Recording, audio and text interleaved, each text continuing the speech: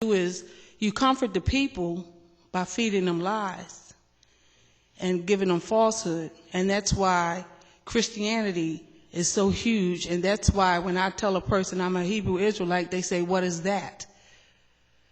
So I just thank the Creator for reconnecting me with my father, because we always had a good relationship, and with my brothers. And I ask that in his time that he opened their eyes so that they can see that what I have is the truth, the one and true living God. Not nobody that was hung on a cross.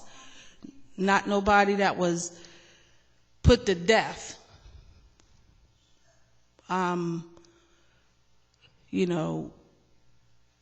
For what they say, the sins of the world.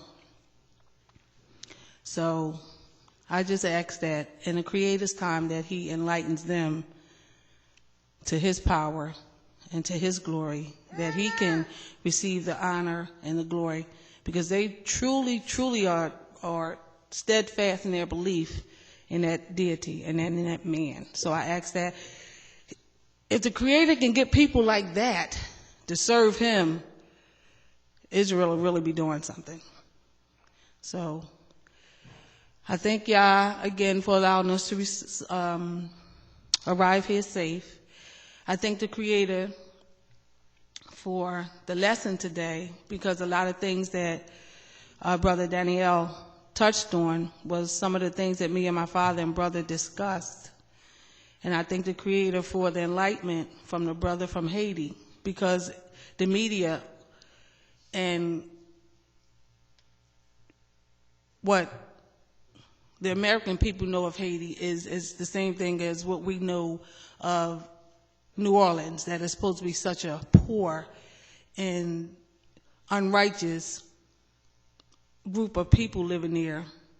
And you even heard things say that the reason that New Orleans and Haiti suffer so much is because of their unrighteousness. And if that be the case, I pray that the Creator will allow you to return home to teach the people and enlighten them, so that the suffering that they're going through won't be as hard, because they will know that they're not doing it on their own, that they do have the Creator by their side. So with that, I say Toda Yahoah and Hallelujah.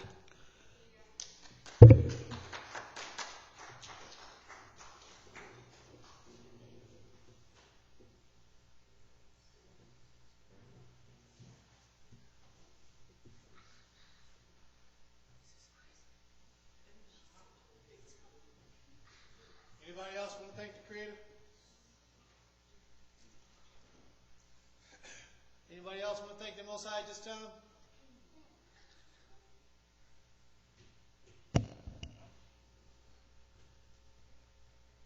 Nobody else?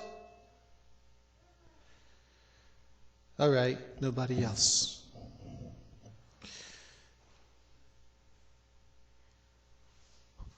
A little bit earlier from the lesson that was taught earlier in the book of Hosea, something really stood out to me from the end of the lesson, and I just want to elaborate on that before I jump into my portion.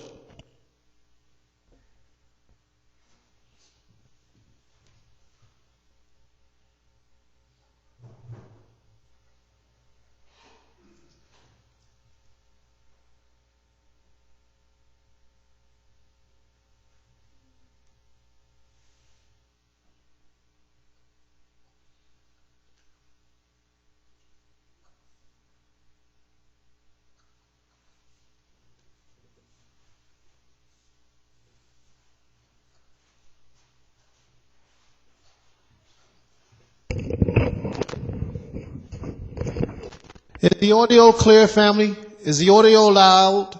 Can you hear me clear enough?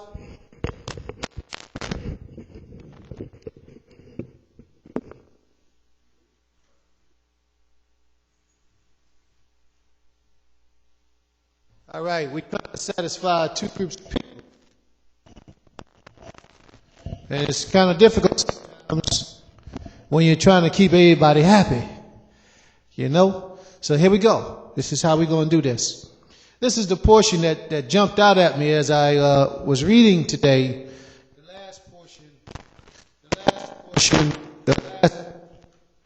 last portion of the lesson.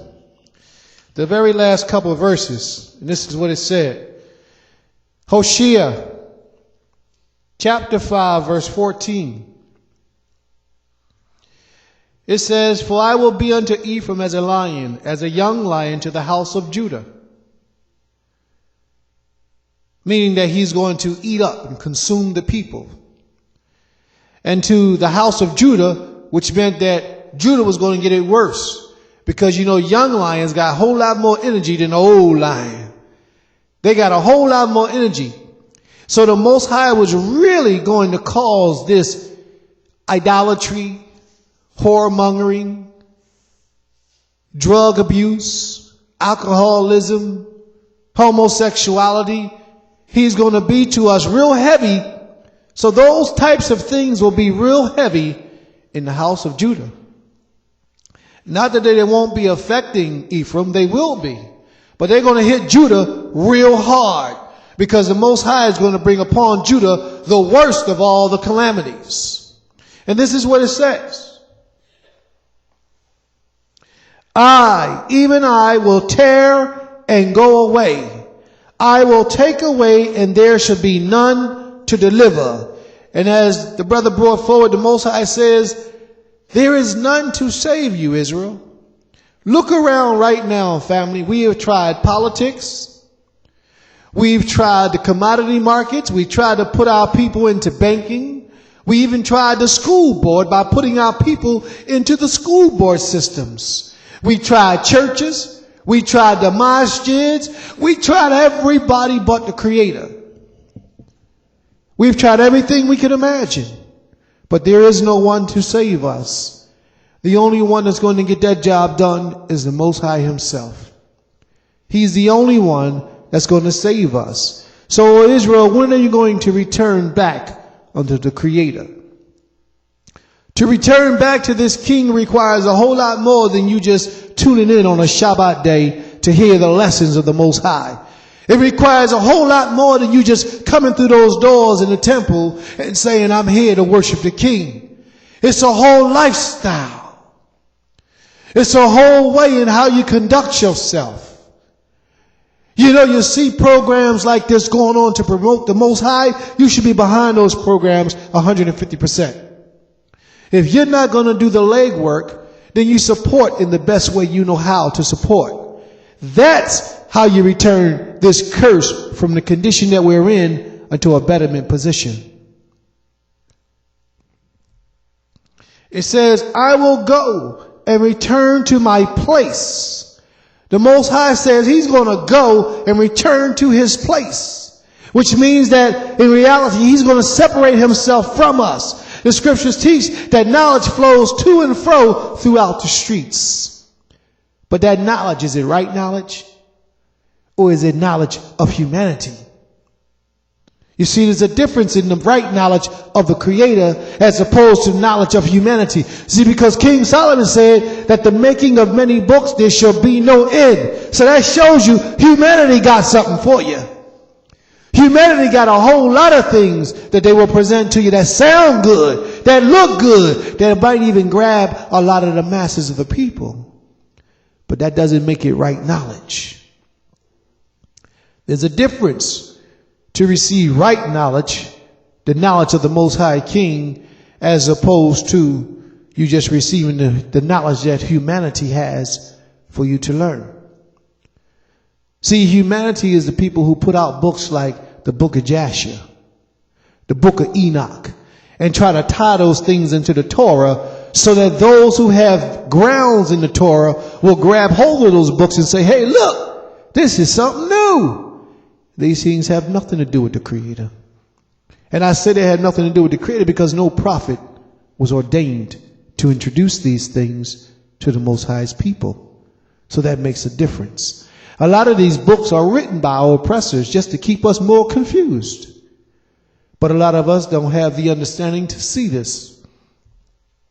The Most High says in verse 15 that I will go and return to my place until until they acknowledge their guilt. We have coming up, family, a National Day of Remembrance. It'll be taking place on the Day of Atonement this year. A National Day of Remembrance, when the whole house of Israel will be gathered together in different locations of the earth, but yet gathered together wearing all white, acknowledging their guilt before the Most High King. We have to keep the focus on acknowledging our guilt before this King, so that he, in essence, will return back to us. We got a lot of teachers and leaders and orchestrators and people who have the knowledge, who speak good words that are pacifying to our ears. But yet we have very few that actually turn their soul in a direction to serve this King. That makes a difference.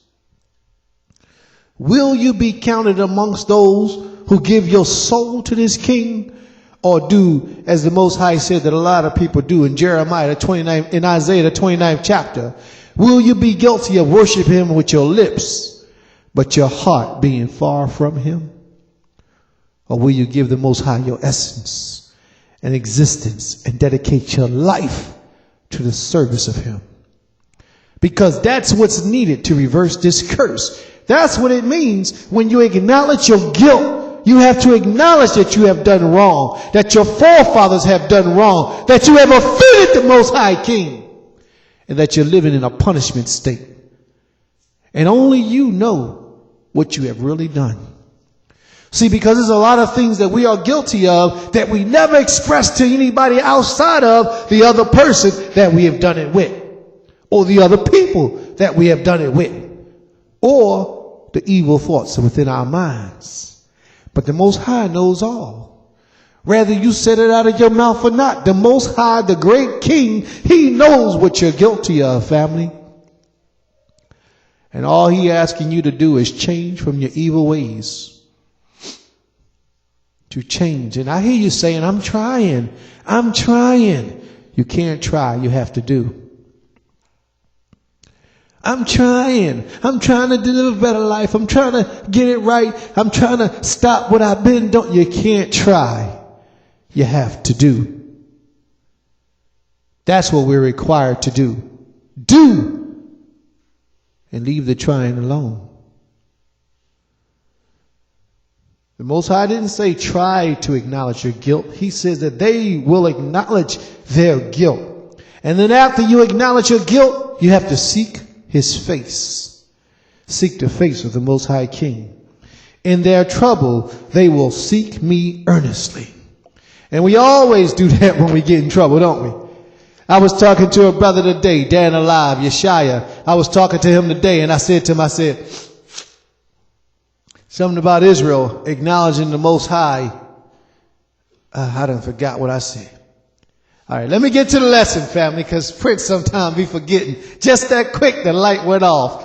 It wasn't meant to be said? All right, wasn't meant to be said. We're going to go to the book of Deuteronomy, family. Deuteronomy chapter 28. Now, I know you're saying, well, Prince, everybody done taught on Deuteronomy, the 28th chapter. I know that. Everybody be teaching Deuteronomy 28, but don't nobody teach it like this. You know what I mean? Whole lot of people might have been teaching it, but ain't nobody teaching it like this. All right. Danielle, you think you can help me with a reader? Everybody froze.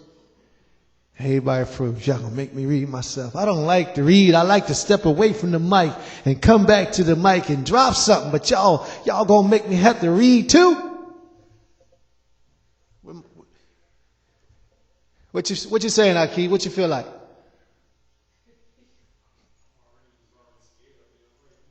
I'm talking about over there. All right. You feel like reading, Ima? Well, come on, let's go. All right, family. Y'all with me? Was we great? Light it up again.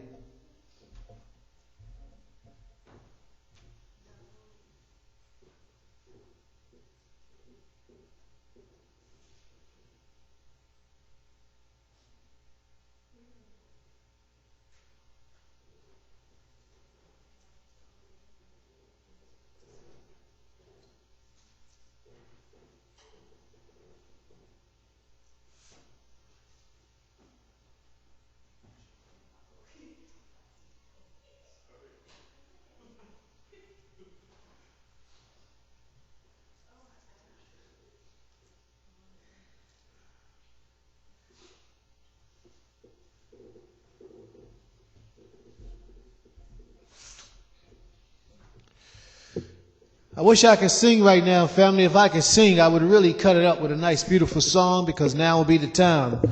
Whole lot of people ain't showed up at the temple today. The drummers ain't here. The singers ain't here. Morey ain't here.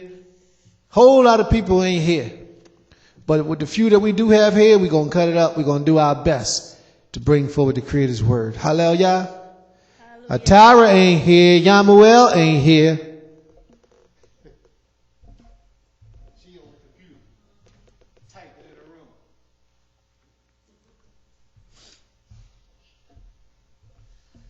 Do we have sound, family? Give me some sevens, please, if you can hear me. Give me some sevens if you can hear me, family. Because we ready to get busy up in here.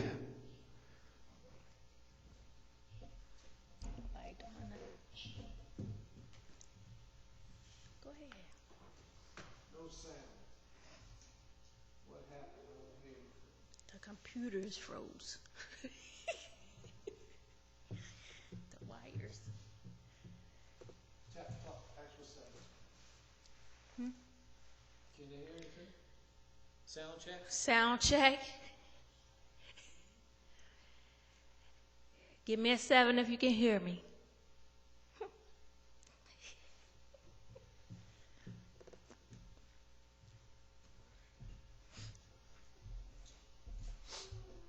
Did y'all hear me say that Atara ain't here? Did anybody hear me say Atara ain't here? Yamuel ain't here? I hope y'all heard that part. Yeah, I'm telling. All right. Okay, family, here we go.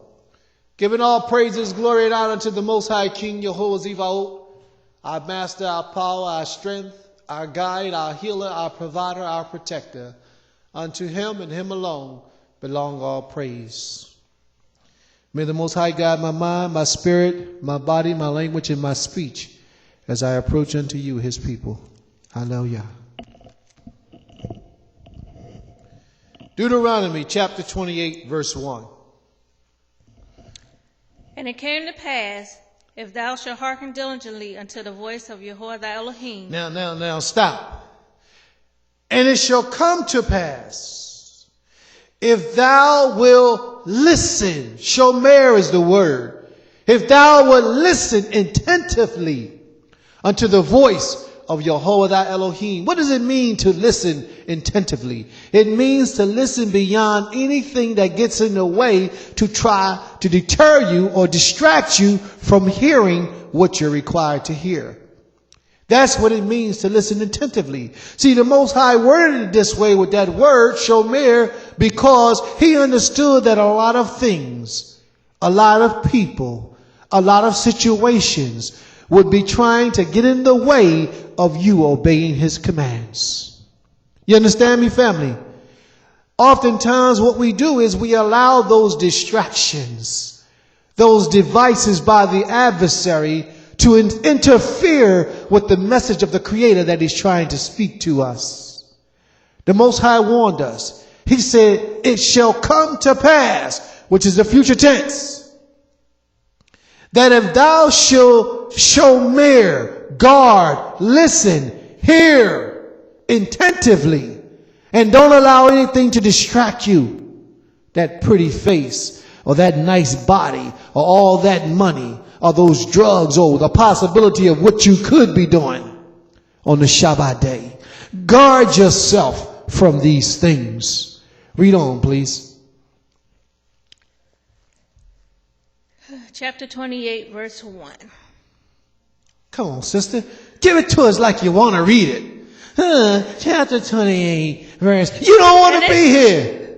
I know it was cool. That's all right, though. Fake it, Jacob.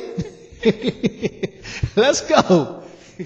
And it shall come to pass, if thou shalt hearken diligently unto the voice of Yehovah thy Elohim, to observe and to do all his commandments. To observe and to do how many? All. Which ones? All. Oh, they too hard for us. All of his commandments. Read on. Which I commanded thee this day, that Yehovah thy Elohim will set thee on high above all nations of the earth. And I need you to hear this, family. Right now, what's the condition of the black man in America? Are we on high of all the nations of the earth? No. Are we the tail? Matter of fact, we the tip of the tail. We the very last top tip of the tail. Hanging on by a hair. But what the Most High is saying to us, family, that if we were to adhere to his commandments, if we were to do the things that he's requiring for us to do. See, I know this, family, because I live this lifestyle. You understand what I'm saying to you? Many of us would never, ever, ever fully understand the benefit of serving this king until we go the opposite direction.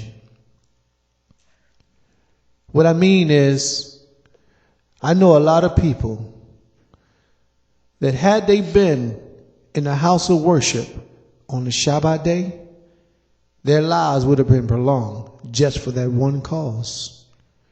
I know so many people that I've spoken to that has lost their lives on the Shabbat day. I know so many people that I've spoken to about the laws of the Creator. And had they been living according to the laws of the Creator, their whole condition, their whole lifestyle, if it's still there, would have been totally different. Even if they have stepped in the law would have been used as a vice to save and prolong their days. But most of them and many of them, they reject the laws of the Creator and they refuse to obey his voice. Let me give you a short example. My mama, I love my mama dearly. I really, really do. Years ago, I used to try to talk to my mama. I used to say, Mom, you got to stop eating this. You got to stop eating that. My mama used to say to me, boy, I eat this stuff all my life. Ain't nothing wrong with me. One day, I go to my mama's house and my mama tell me she got to take insulin now. I said, what you mean? I got to take insulin. I said, why? She says, because I have sugar. Well, Ma, how you get sugar? From the foods I've been eating. I said, but when I try to talk to you and get you to change your diet, Mama, you didn't want to listen to me then, did you? She said, no, you're right. I didn't. Come over to my mom's house about 2 weeks later. Now my mama eating like me. She got vegan burgers in the refrigerator. Vegan sausages. She's real careful about the food she eat and put into her body now. My mother may have been about 225 pounds. Now she's about 175, 180 pounds. Because she put the poison out of her system by changing her diet. By hearing the words of the Creator through the Creator's servant in the way that she got it. Church man wasn't telling her that. Church man taught her, you can eat whatever you want to eat. Pile it on. Don't let no man judge you on the food you eat. That's what the church man told her. But the Israelite servant of the Most High King said to her, Ima, you got to watch what you eat. Put down that pork and put down many other things that you're not required to eat by the Most High. So when she finally decided that she had to change her diet, she went back to the doctors about 2-3 months later, and they can't find no trace of high sugar in her blood anymore. Those was her words to me. She stopped taking the insulin, and now she's all right. She's still eating a regimen diet, though, as far as I understand. She's still eating a good diet. But they can't find the traces of the things that what they said was causing her to have sugar because she changed the diet. You understand what I'm trying to say to you? You never know the effects except if you do what's being told for you to do. The children of Israel may never understand these blessings that the Creator has placed before us in Deuteronomy, the 28th chapter, for the first 15 verses. We will never know the possibility. We can't even imagine in our minds what it's like to rule. We can't even imagine it because we haven't been in that condition. We haven't been in that position. You follow me? We can just imagine being able to say, you don't give me no parking ticket because I'm an Israelite.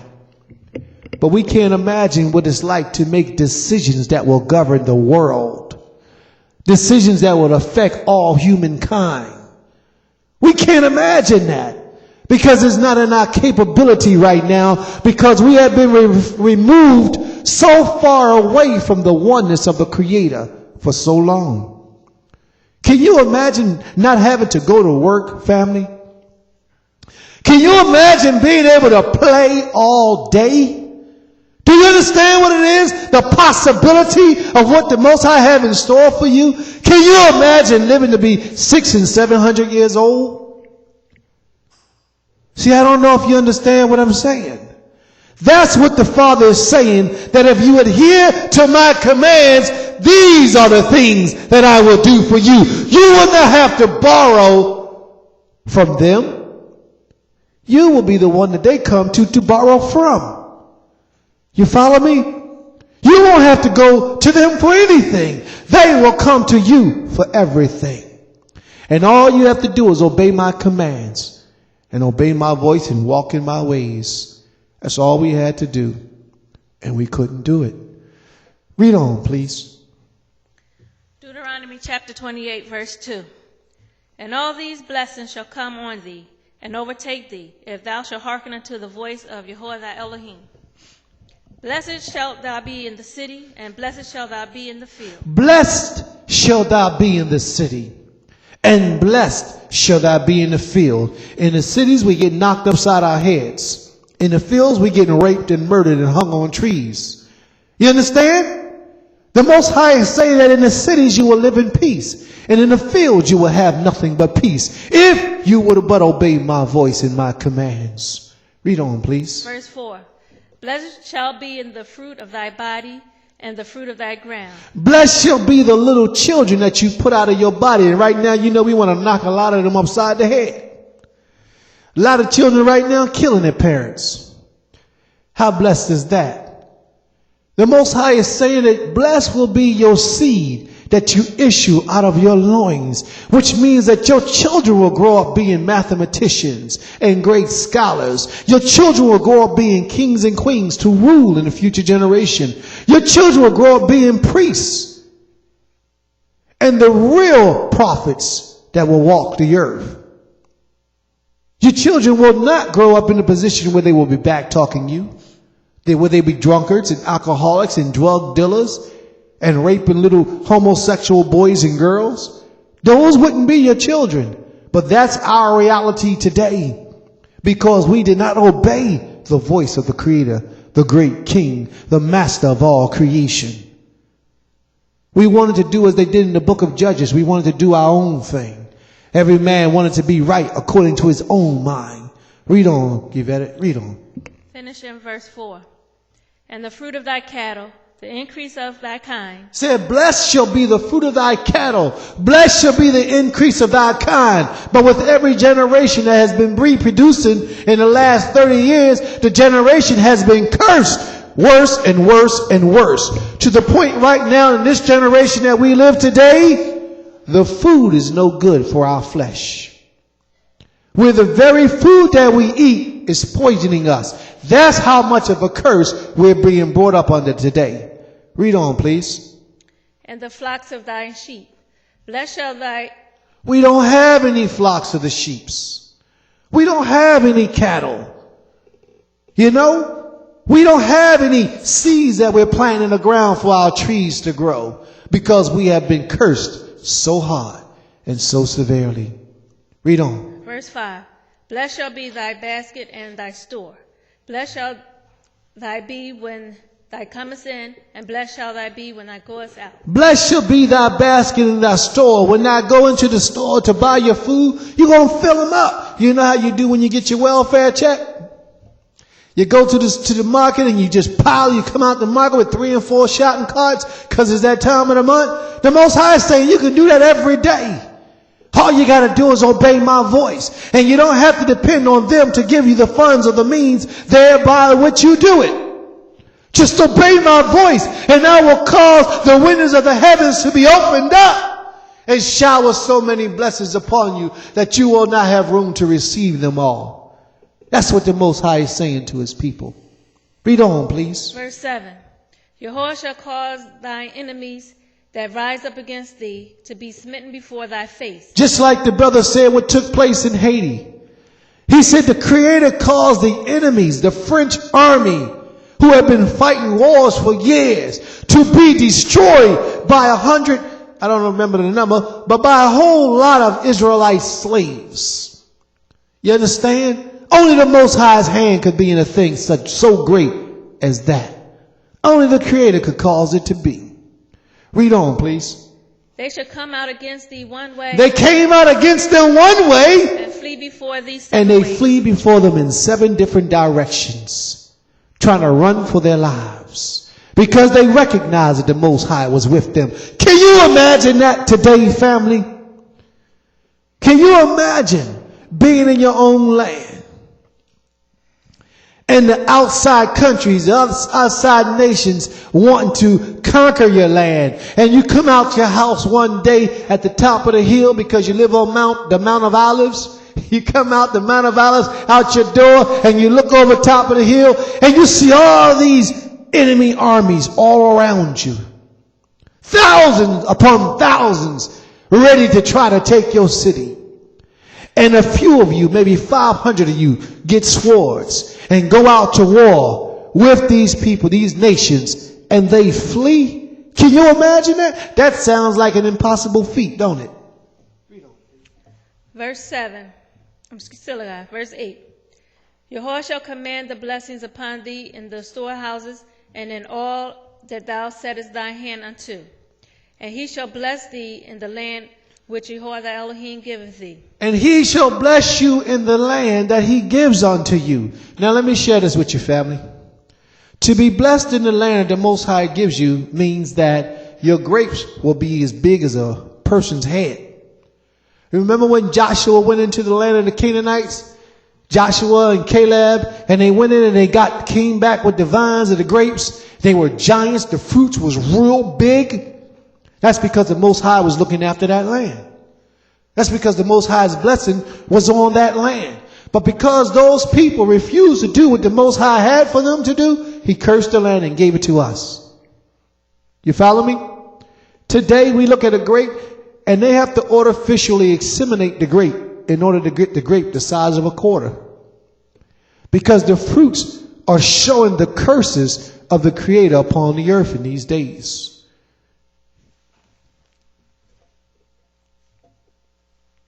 Verse 9. Jehovah shall establish thee an holy people unto himself. And right now we are known as niggers, coons, and spicks. We not established in the earth as holy people. Nobody looks to us for the oracles of the Most High King. Am I right? Read on, please. As he hath sworn unto thee, if thou shalt keep the commandments of Jehovah thy Elohim and walk in his ways. And all the people of the earth shall see that thou art called by the name of Jehovah. Right now, nobody sees that we're called by the name of the Creator. But could you imagine? Just look at the possibility of one day being called by the name of the Most High. And everybody in the earth knows that these are holy people. Can you imagine what it would be like for everybody to look up to you to solve their problems? As a nation of people, governments will be at your door asking for you to give them directions to how to rule their nations. Can you imagine that, Israel? Most of our minds cannot go that far. Most of our minds couldn't imagine the mayor of our city asking us for advice how to get out of the financial condition that they're in. Most of us can't imagine that. But that's what the covenant of the Most High is saying to us as a people. If we would live according to his laws, that the other governments, the other nations will come to us for advice how they should live. What did Nebuchadnezzar do to the prophet Daniel? He came to Daniel for advice. As bad as they wanted to admit it, what did Zedekiah,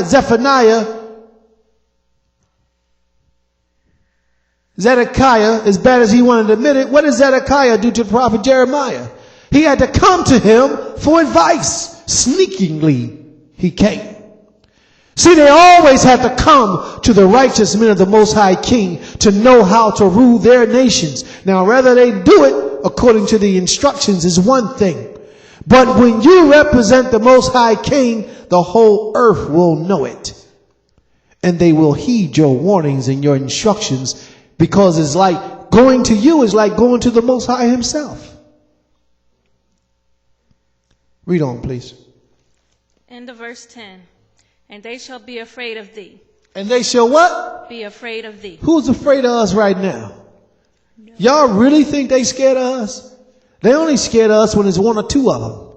Let it be like 5 or 10 of them and one of us. The Most High's blessings upon you, it will be one of you, and thousands of them will be afraid of you. They couldn't imagine in their minds jumping and attacking you, because they know what's going to happen to them. And it won't just happen to them, but it will happen to their children and their children's children for one thing that they did to one Hebrew Israelite. The Most High will make sure that it was done if we had his blessings upon us. You follow what I'm saying to you? You don't understand what I'm saying? What did the Most High say would take place to the Moabites? The Most High said that they couldn't come into his generation because they wouldn't let us drink water when the Most High's favor was upon us. All because they tried to set Balaam up against us to destroy us. They tried to do harm to us. And the Most High cursed their whole lineage and wiped them out from the face of the earth. You understand what I'm saying to you? So imagine what it would be like in today's time if the Most High's blessings was on us and he was pleased with us. Just one of us. Read on, please. Verse 11. And Jehovah shall make thee plenteous in goods, in the fruit of thy body, and in the fruit of thy cattle, and in the fruit of thy ground, and in the land which Jehovah sware unto thy fathers to give thee. Jehovah shall open unto thee his good treasure, the heaven, to give the rain unto thy land in his season. No, we can't imagine what it's like to have the Most High open up unto us his good treasures. Most of us can't. Can you imagine never to get sick? I mean, to never even have a cold. Can you imagine never to want for anything? How many of you are in need of a good job right now? How many of us are in need of a good job right now? You know, how many of us are in need of our own homes so we can buy a home for ourselves? How many of us are in need of some good food to eat right now? How many of us are in need of some decent clothes to put on right now? How many of us are in need for some decent heat right now? You know, we would never know what it's like except we obey the voice of the Creator and return unto him with our whole essence. Read on, please. Finish in verse 12.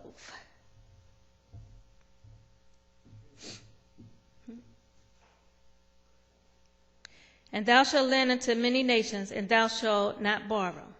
And Jehovah shall make thee the head and not the tail, and thou shalt be above only. Now, that's the part I like. That's the part I like. Read that part again for me, please. And Jehovah shall make thee the head. He shall make us the what? The head. Do you understand what the head does? When you read that, don't just mean he gonna make you out in the front. The head gives the orders to the rest of the body function what to do. If the head has a problem, nothing else in the body can function. So if he places us as the head of the earth, and we in a righteous position, then that means that the rest of the effects of righteousness will go throughout the earth. That means that we can bring salvation to the world. You hear me, family? We can bring salvation to the world as the head. And it says that the Most High will make us and place us in the position of the head, which means that if the head is sick, the whole body is sick. So that if the head is healed, and the head has healing in his wings, then that means that the head can bring salvation to the rest of the planet. And ultimately to the rest of the universe. And I mean the spirit world, the physical world, and the invisible world. All by the head being in order. Now, Prince, what you talking about, man? You know, it's a lot of things that I got to teach you that you might not be ready for right now. You can control the spirit realm. You just got to get yourself in alignment to be right with this king. And you have power over the spirit realm. Let's keep on moving. We talk about that another time. Read on, please. Gonna start no fires up in here. We ain't got time to put out. Read on. Middle of verse 13. And thou shalt be above only. Deuteronomy 28 verse 13. And thou shalt be above only. I don't know if you understand what that means. Thou shalt be above only. That means you're going to always be on the top. That means you're going to be the cream of the crop. That means you're going to be the one that everybody look to. You are an Elohim. You understand what I'm saying to you?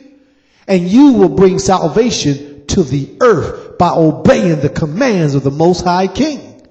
This is what it means. You shall be above. Don't take that literally and just mean that you're going to have a couple dollars in your pocket. It means you're going to be the one. What did the Most High say? Let me back it down and let me break it down to you this way. In Exodus, the 19th chapter, the 6th verse, what does it say? You ain't got to go there. Y'all can go there. This is what it says. It says, speak unto the children of Israel and tell them that they are a nation of priests unto me. What is the job of a priest? The job of the priest is to be the intercessor between the Creator and the people. And the house of Israel, the job of the house of Israel is to be just that. An intercessor between the Gentiles and the Most High King. That's why they took JC, flipped it around, and gave it to him. That belongs to us, family. That's who we are.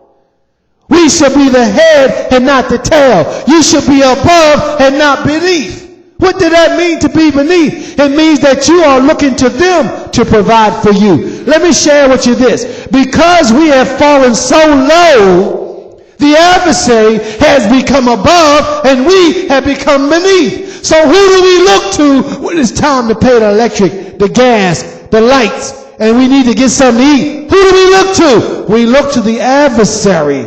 We don't go out in the fields and cry to the Most High King. We go look for a job. Who owns all the jobs? The adversary. Who owns the money? The adversary. Who owns the houses? The adversaries. Even if you pay for your house, you don't own your house. He owns your house. And that's why anytime he wants your house, he'll come take your house. And make up a reason why he take it. And say, man, I don't need a reason. It's mine. Why do you think you pay taxes every year? Because even your houses belong to them. We own nothing. We own nothing because we are below and not above. But the Most High has made a promise with us. He said there is a time when you can be above. There is a time when you will stand in the resemblance of me throughout all the earth. He calls us his son. Is that right? Is that right? Then who can get to the Father except they come? Yeah, I know I said I did other guy, right? But I'm giving it up in righteousness.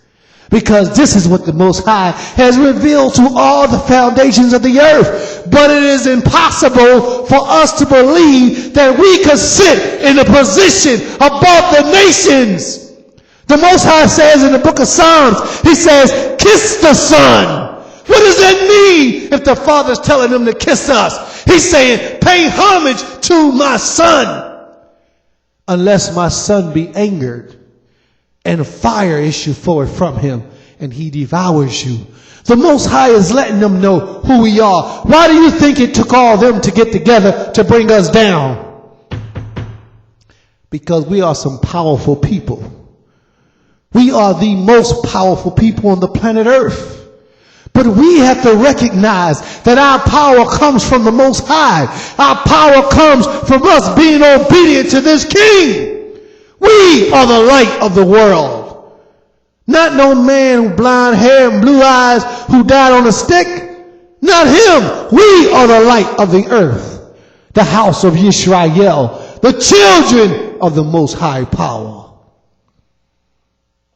Learn your place, family. But the only way you're going to learn it is by obeying the words of the Most High King. Oh, Prince, what you talking about, Prince? What you talking about? What I'm telling you, family, is that this earth belongs to you. Take it. You don't take it by going out getting guns. You don't take it by getting machetes. You don't take it by ambushing the enemy in the dark. You take this world by returning back unto the Most High King first. Seek ye the kingdom. Seek ye the Most High King. What do you think it means to obey the voice of the Most High? We just got finished reading in the book of Hosea where the Most High says that my people shall seek me. First, we shall humble ourselves and ask him for forgiveness of our iniquities and our abominations and our sins. And then we will seek him. And then once we find him, what do you think is waiting for us? Even along the way, what is waiting for us? So in our actuality, what that means is right now we ain't got him. Because we living like dogs. What do I mean we living like dogs? We are actually eating off of our master table. Every time you go punch a time clock, you're working for the master. Every time you go to the supermarket, you're working for the master. And you're allowing the master continue to bear rule over you. Understand every time you go shopping out there and you buying yourself some nice threads, you're working for the master. Because he is above and you are beneath.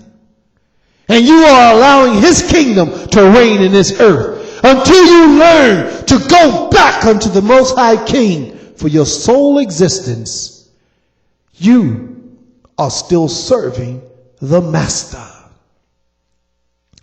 This is why we need our own land, so we can grow our own food, so we can make our own clothes, so we can build our own hospitals, so we can build our own schools, so we can build our own community, provide for ourselves, and rely on the Most High himself. Give them back their money, because we don't need nothing from them. What do you need from them when you got your own? When you rise to the top again and you become the head, what do you need from them? Nothing. Their money is no good in our community because we work off of a barter system. We take care and we provide for our elderly, so we don't need no help from them to take care of our old folks. We take care of our own. We go out into the field, we grow our own food. We make our own clothes. We don't need anything from the European. I'm not even going to say European because the enemy is in every color. And it ain't got nothing to do with your color. So get that out your minds, family. What I'm trying to explain to you is that we have to return to the Most High King. And then we can do some great things. Read on, please. Finish in verse 13.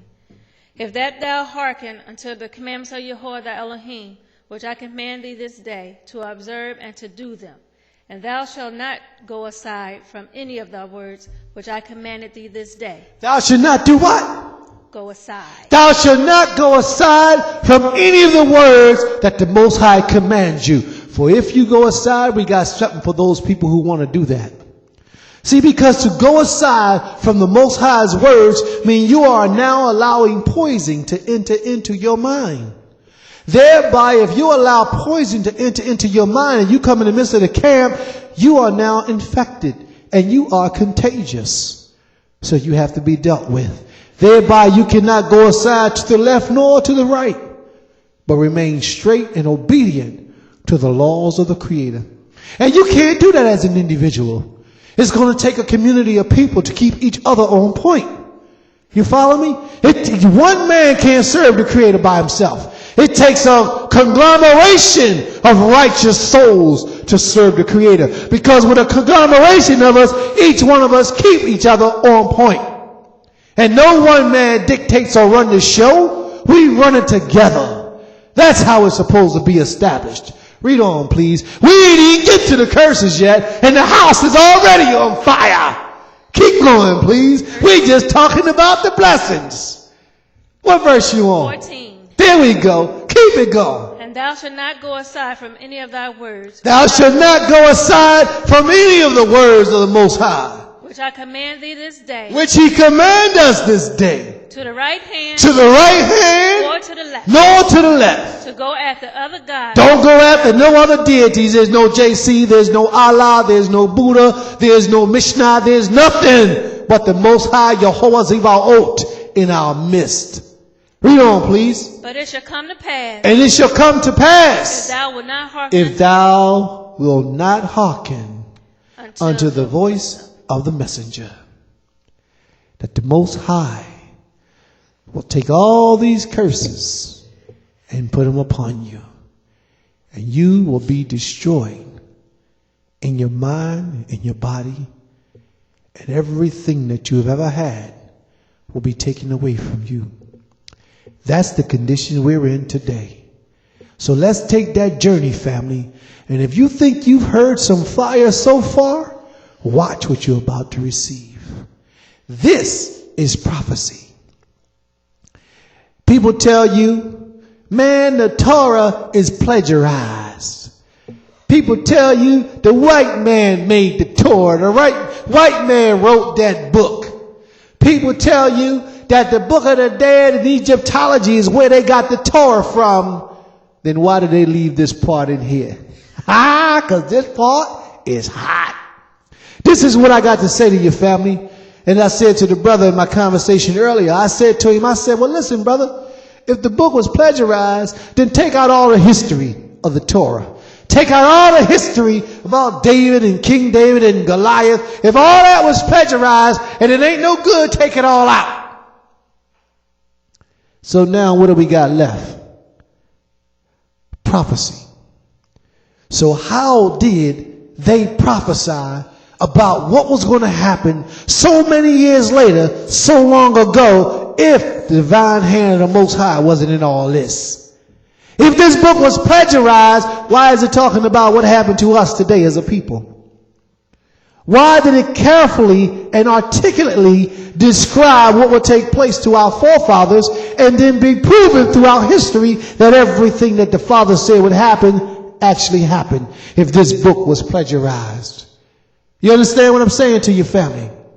Don't listen to them. Because you read up in the book of Deuteronomy, the 13th chapter, and the Most High will tell you who they are and why they're here.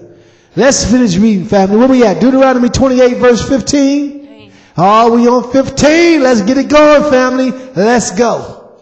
To observe to do all his commandments and his statutes, which I command thee this day, that all these curses shall come upon thee and overtake thee. Cursed shalt thou be in the city, and cursed shalt thou be in the field. The Most High says, if you don't obey my voice, and if you don't do the things that I have commanded for you to do, you shall be cursed in the city. And we know for a fact that the children of Israel got kicked out of the land because we did not obey the Most High's voice, because we did not do what he said for us to do. And we were definitely cursed in the city. And we are still being cursed today. And that's why right now you can walk out your front door and watch the little kids go to school and two little boys holding hands and kissing, talking about, ooh, you my boyfriend. Two little boys, two little girls. This is why you walk out the streets when you come home from work. You drive up to your house and all the little guys is crowded on the end of your block selling drugs. Because you're cursed in the city. And don't even think about going to the fields. Because you go to the fields and they got somebody out in the fields waiting to get you.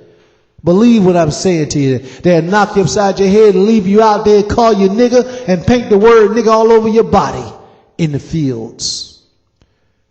How many of you ever walked through the woods at night? How many of you ever did that? You ought to try it sometime. And then you'll remember how it was back when you was in the slavery days in your other life. And how you hid, trying to escape for your freedom. See, right now you got it too sweet. At least you think you do.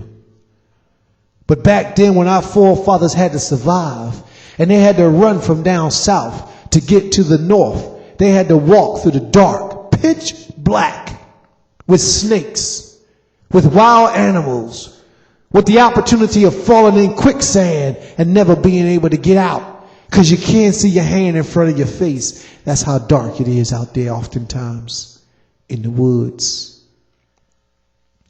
That was their reality. The Most High said that they will be cursed in the fields, and absolutely they were. And we will be today, except if we turn back unto his word. Read on, please. Verse 17. Cursed shall that be thy basket and thy store. Cursed shall thou be in the basket in thy stores. Cursed shall thy be the fruit of thy body. And cursed shall be the fruit of thy body. How many of y'all got them retarded children? Now, I ain't trying to be smart. I'm just being real. How many of y'all got them? I don't care what you tell them kids. You can tell them 5 times. They don't seem to understand. They'll listen to you while you're talking to them. As soon as you turn it back, they right back to the same old thing again. How many of y'all got them kind of kids? See, I know what I'm talking about. How many of y'all got them kind of children? The Most High said that the fruit of your body will be cursed. And you will wonder to yourself, what's wrong with this boy? Now, be honest, family. How many of y'all really wonder those type of things about your seed? What is wrong with this boy? How many times I got to knock him upside his head? Because I know my mama thought I was cursed. I know she thought I was one of the retarded kids. I know she did. My mama used to strap me down to the high chair when I was a little baby because I was so bad. What is wrong with these children? So that was that generation. How do you think the generation is today? Cursing their parents out, shooting their parents, killing their parents. Parents upstairs in the bed sleep, the son come in the room with a knife and cut both of them up. That's how bad this generation is today. Read on, please. Verse 18. Cursed shall be the fruit of thy body, and the fruit of thy land, and the increase of thy kind, and the flock of thy sheep. Cursed shall thou be when thou comest in. And the Most High, read that verse you just got off of for a minute. Read, cursed shall be the what? The fruit of thy body. Then what did he say? And the fruit of thy land. And the fruit of thy land. We ain't got no land. So to know the fruit of the land is really cursed, then, right? It's cursed so bad that it was taken away from us. You can't curse our sheep no more than already because we ain't got no sheep no more. That's how bad of a curse we're under. That all these things was taken away from us. Read on. You may finish that. You can finish that so that everybody understand. That's how bad we have been cursed. That's why we don't have it today. Read on. The increase of thy kind and the flocks of thy sheep. Cursed shall thou be when thou comest in, and cursed shall thou be when thou goest out. Cursed shall thou be when thou comest in. How many of you wish you had a different life other than the life you have? How many of you like coming home every day after a hard day's work and looking around your house and singing what you got? How many of you like living in the cities like you do? Trapped up in these little sardine cans. Because we're people, we're Agorian people. We love land. You know, we love to live off the land. But all that has been taken away from us. And now they put us in these concrete jungles and force us to exist. And as just like an amphibious creature, we get accustomed to living in the concrete jungle.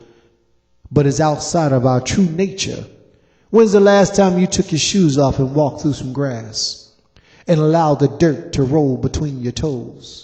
When's the last time you felt the pure earth underneath of your feet and breathed in the real air besides all this smog and pollution that's around you?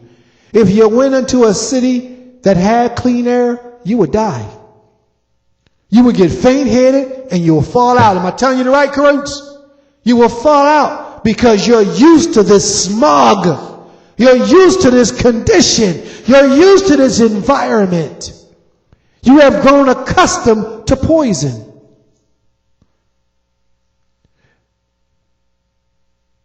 I know this lady. I ain't going to talk about it. I was going to tell y'all about this lady I knew and took her and got her some good shoes. And she was so used to old shoes that the good shoes hurt her feet. What you look over there for, young man? The good shoes hurt her feet. Because she was so used to old shoes. That's the reality, family. A lot of times we often cry out for good things. I owe you one. But the good things, we're not accustomed to it, and we wouldn't even recognize it when it came to us. Many of us cry for land, which is a good thing, it's a blessing.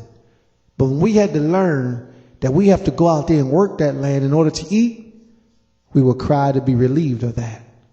Why do you think so many of our people have ran from down south into the cities? Because that life is very difficult, but yet that's the best thing for you. And we don't understand that. Tumsik Ima. Verse 20. Jehovah shall send up the cursings, vexation, and rebuke, and all that thou settest thy hand unto for to do. All that thou settest thy hand for to do shall backfire in thy face, and you won't be successful. Now, this is not just talking about as an individual, it's talking about as a nation of people. I don't know no black, and I'm going to say black because a lot of our people are still living in ignorance. I don't know any black movement that achieved greatness and survived for any duration of time that wasn't being fed by the government. See, if the government got their hand in it, they're going to make it appear as if it's great. I'm talking about something, a real black movement where black brothers and sisters honestly got together to do something for themselves and was successful for any great duration of time. All the religious organizations, every one of the religious organizations that I know was funded by the United States government. Every one of them. The Muslims, even our brothers in Demona, funded by the United States government. The Christians. Every movement that I know of powerful black brothers getting together, the government found their way in and funded them. This is how the Most High says, when he says that thou will be beneath, you will always need the person that's on the head to provide for you. You will always seek your meal from their plate. But when you become the head, everybody seek their meal from you. And the only way that you can become the head is to put your trust in the Creator. Every time you go out and punch that clock, you're letting them know that they're your head. Every time you go downtown to their stores, you're letting them know. When you send your children to the public school system, you're letting them know that they're the head. Every time. And I don't know any black movement besides the Black Panther Party. And you see what they did to them. But I don't know any black movement that put these people out of the equation and rose to the occasion. Not one for any duration of time. Because the Most High says that everything you put your hand to will come to nothing because you did not involve me. Read on, please. Read that verse again. Verse 20. Jehovah shall send upon thee cursings, vexation, and rebuke, and all that thou settest thy hand unto. All that thou settest thy hand unto. Until thou be destroyed. Until thou be destroyed. And until thou perish quickly. Until thou perish quickly. Because of the wickedness of thy doing. Because of the wickedness of thy doings. You know, we think we rolling when we out there having a good time doing all types of evils and sins. We don't realize that what we're really doing is cursing ourselves and our seed to come after us. Whereby thou hast forsaken me. Verse 21. Whereby thou hast forsaken me. Now, family, what I want you to know is this. Whenever you go off into the ways of the world and do the things as the world finds enjoyable and successful and fun, those things that are sinful things, you have to forsake the Creator in order for you to go do these things. You actually have to leave the Most High out of the equation consciously. Consciously, you know this. You have to leave him out of the equation to go and allow yourself to be involved in the ways of the world. Now, I'm not talking because the world says that it's fun to go out and ski boat, be on the back of a boat with skis and riding. I'm not saying that that's a violation. I'm talking about the things of the ways of the world that brings evil in a man's life. Those are the things that I'm talking about.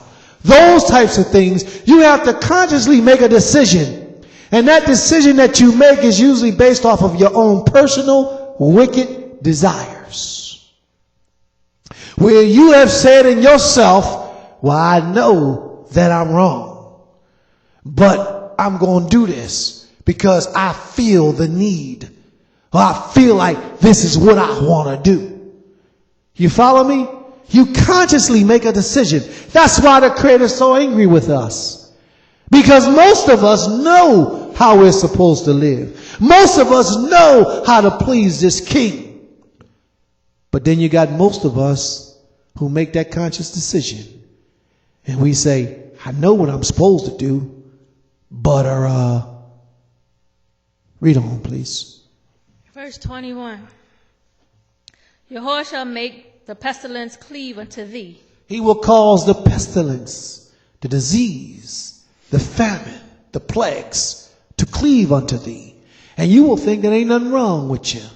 I'm known good. Read on, please. Until he have consumed thee from off the land, whither thou goest to possess it.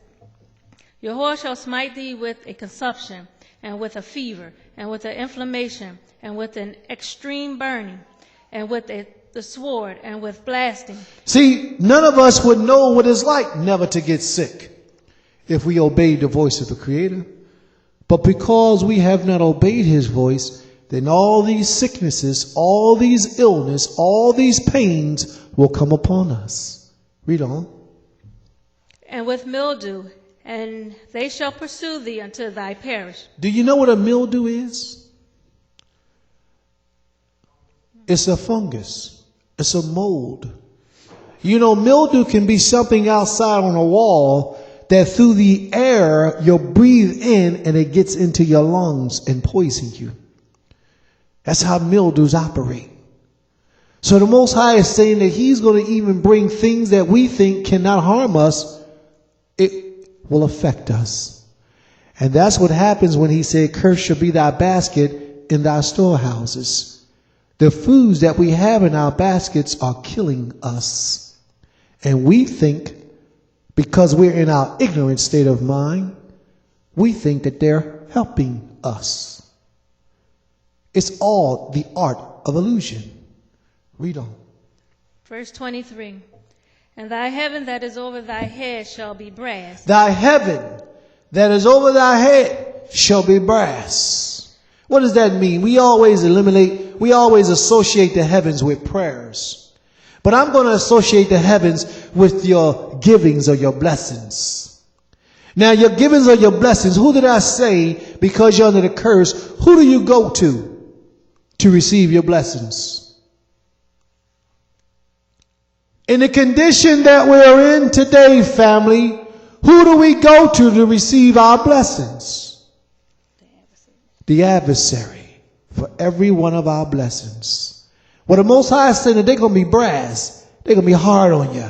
They're going to be like steel. You can't penetrate them. You can't make your way through them. Like brass. Now, if you want to look at it the other way, even your prayers won't be able to get through. Read on. Now, this is the cursed condition of our people. Read on. And the earth that is under thee shall be iron. And the earth that is under thee shall be iron. There is nothing under a cursed people. Nothing. And if you look at it symbolically, the earth shall not yield forth its increase unto you, because it's like iron. Nothing grows out of iron. Nothing. Except rust. And rust is good for nothing. So an evil people will never be able to produce anything good or fruitful. Read on, please. Verse 24. And Yahweh shall make the rain of thy land powder and dust. He shall make the rain of thy land as powder and dust. From heaven it shall come down upon thee. From heaven it shall come down upon thee. Now, who is the man? Symbolically, we're going to tie this in now. Who is the man that you look to for your gifts from the heavenly blessings? Who's the man you look to? Your oppressor. Karu said JC. And JC looks like who? Your oppressor. Now, he said that the blessings from heaven shall be powder and dust. He said your rain from the heavens shall come down as powder and dust, but it shall come down from your heavens. Is that right? Okay. How many of you ever heard of chemtrails? Chemtrails. Chemtrails is what the oppressors put in the heavens. It comes down upon the earth as powder, and it poisons the people. You know how your rain comes down and nourishes the earth? Chemtrails who come down your heavens, from your heavens, your oppressor, chemtrails come down to the earth and poisons the people. The Most High is teaching you that your rain will not be coming down nourishing you. Your rain will be turned into chemtrails. Your rain will be turned into poison. And it will not nourish you. It will destroy you. The oppressor put chemtrails. Look it up on the computer for anybody who want to know. Look up chemtrails. It comes down. They go into airplanes. You ever see the white streaks in the sky? The airplane leaves the white streaks in the sky. The plane is going a half hour, 45 minutes away, and the white look like a cloud ascending. That's chemtrails. It's poisonous chemicals that they spread throughout the earth to kill you slowly. You don't believe me? Look it up. Read on, please. The Most High prophesied of these things thousands of years ago. You don't have to believe what Prince is teaching. Do your research and find it out. I made the connection that your heavens that you look to is the enemies, the oppressor that provides for you. You look to him for your food. If your lights go out, who do you call? If your gas go out, who do you call? If the supermarket shut down, who do you call? You don't look to the Most High for your salvation. You look to your God, and your God is your oppressor. Because you have been taught to rely on your oppressor for everything that you need. Didn't the Most High say that that would take place in the book of Deuteronomy? That you shall serve your master in want of all things? Did the Most High prophesy that? Now find that in the book of the dead. In the Egyptian writings. You're not going to find it. Because it's only in the Tanakh. The book ordained by the Most High King. You look to your oppressor for everything. He is your God. He is the one that you serve. You don't believe me? Let a homosexual walk the street, shoot him in the head while you're running. Because you fear your God. You fear the oppressor. The Creator said, they shall not live. Then why don't you execute the Creator's word? Because you fear your oppressor. Understand, family, this thing is a whole lot deeper than what you think. To really return to the Most High King means to rely on him for your whole being, your whole existence. If they cut your water off, who you going to call? Read on, please. The end of 24. From Deuteronomy 28. The end of verse 24. From heaven shall it come down upon thee until thou be destroyed. See? That powder is going to come down from the heavens upon you until you be destroyed. Read on, please. Yahweh shall cause thee to be smitten before thy enemies. Thou shalt go out one way against them and flee 7 ways before them. The Most High says he's going to cause you to be smitten, beat up, beat down, trodden upon before your enemies. He says you're going to go out one way against them, which means we're going to sit back and we're going to set up a plan. How are we going to overcome? We're going to start the NAACP. Yeah, right. We didn't start it. They started it.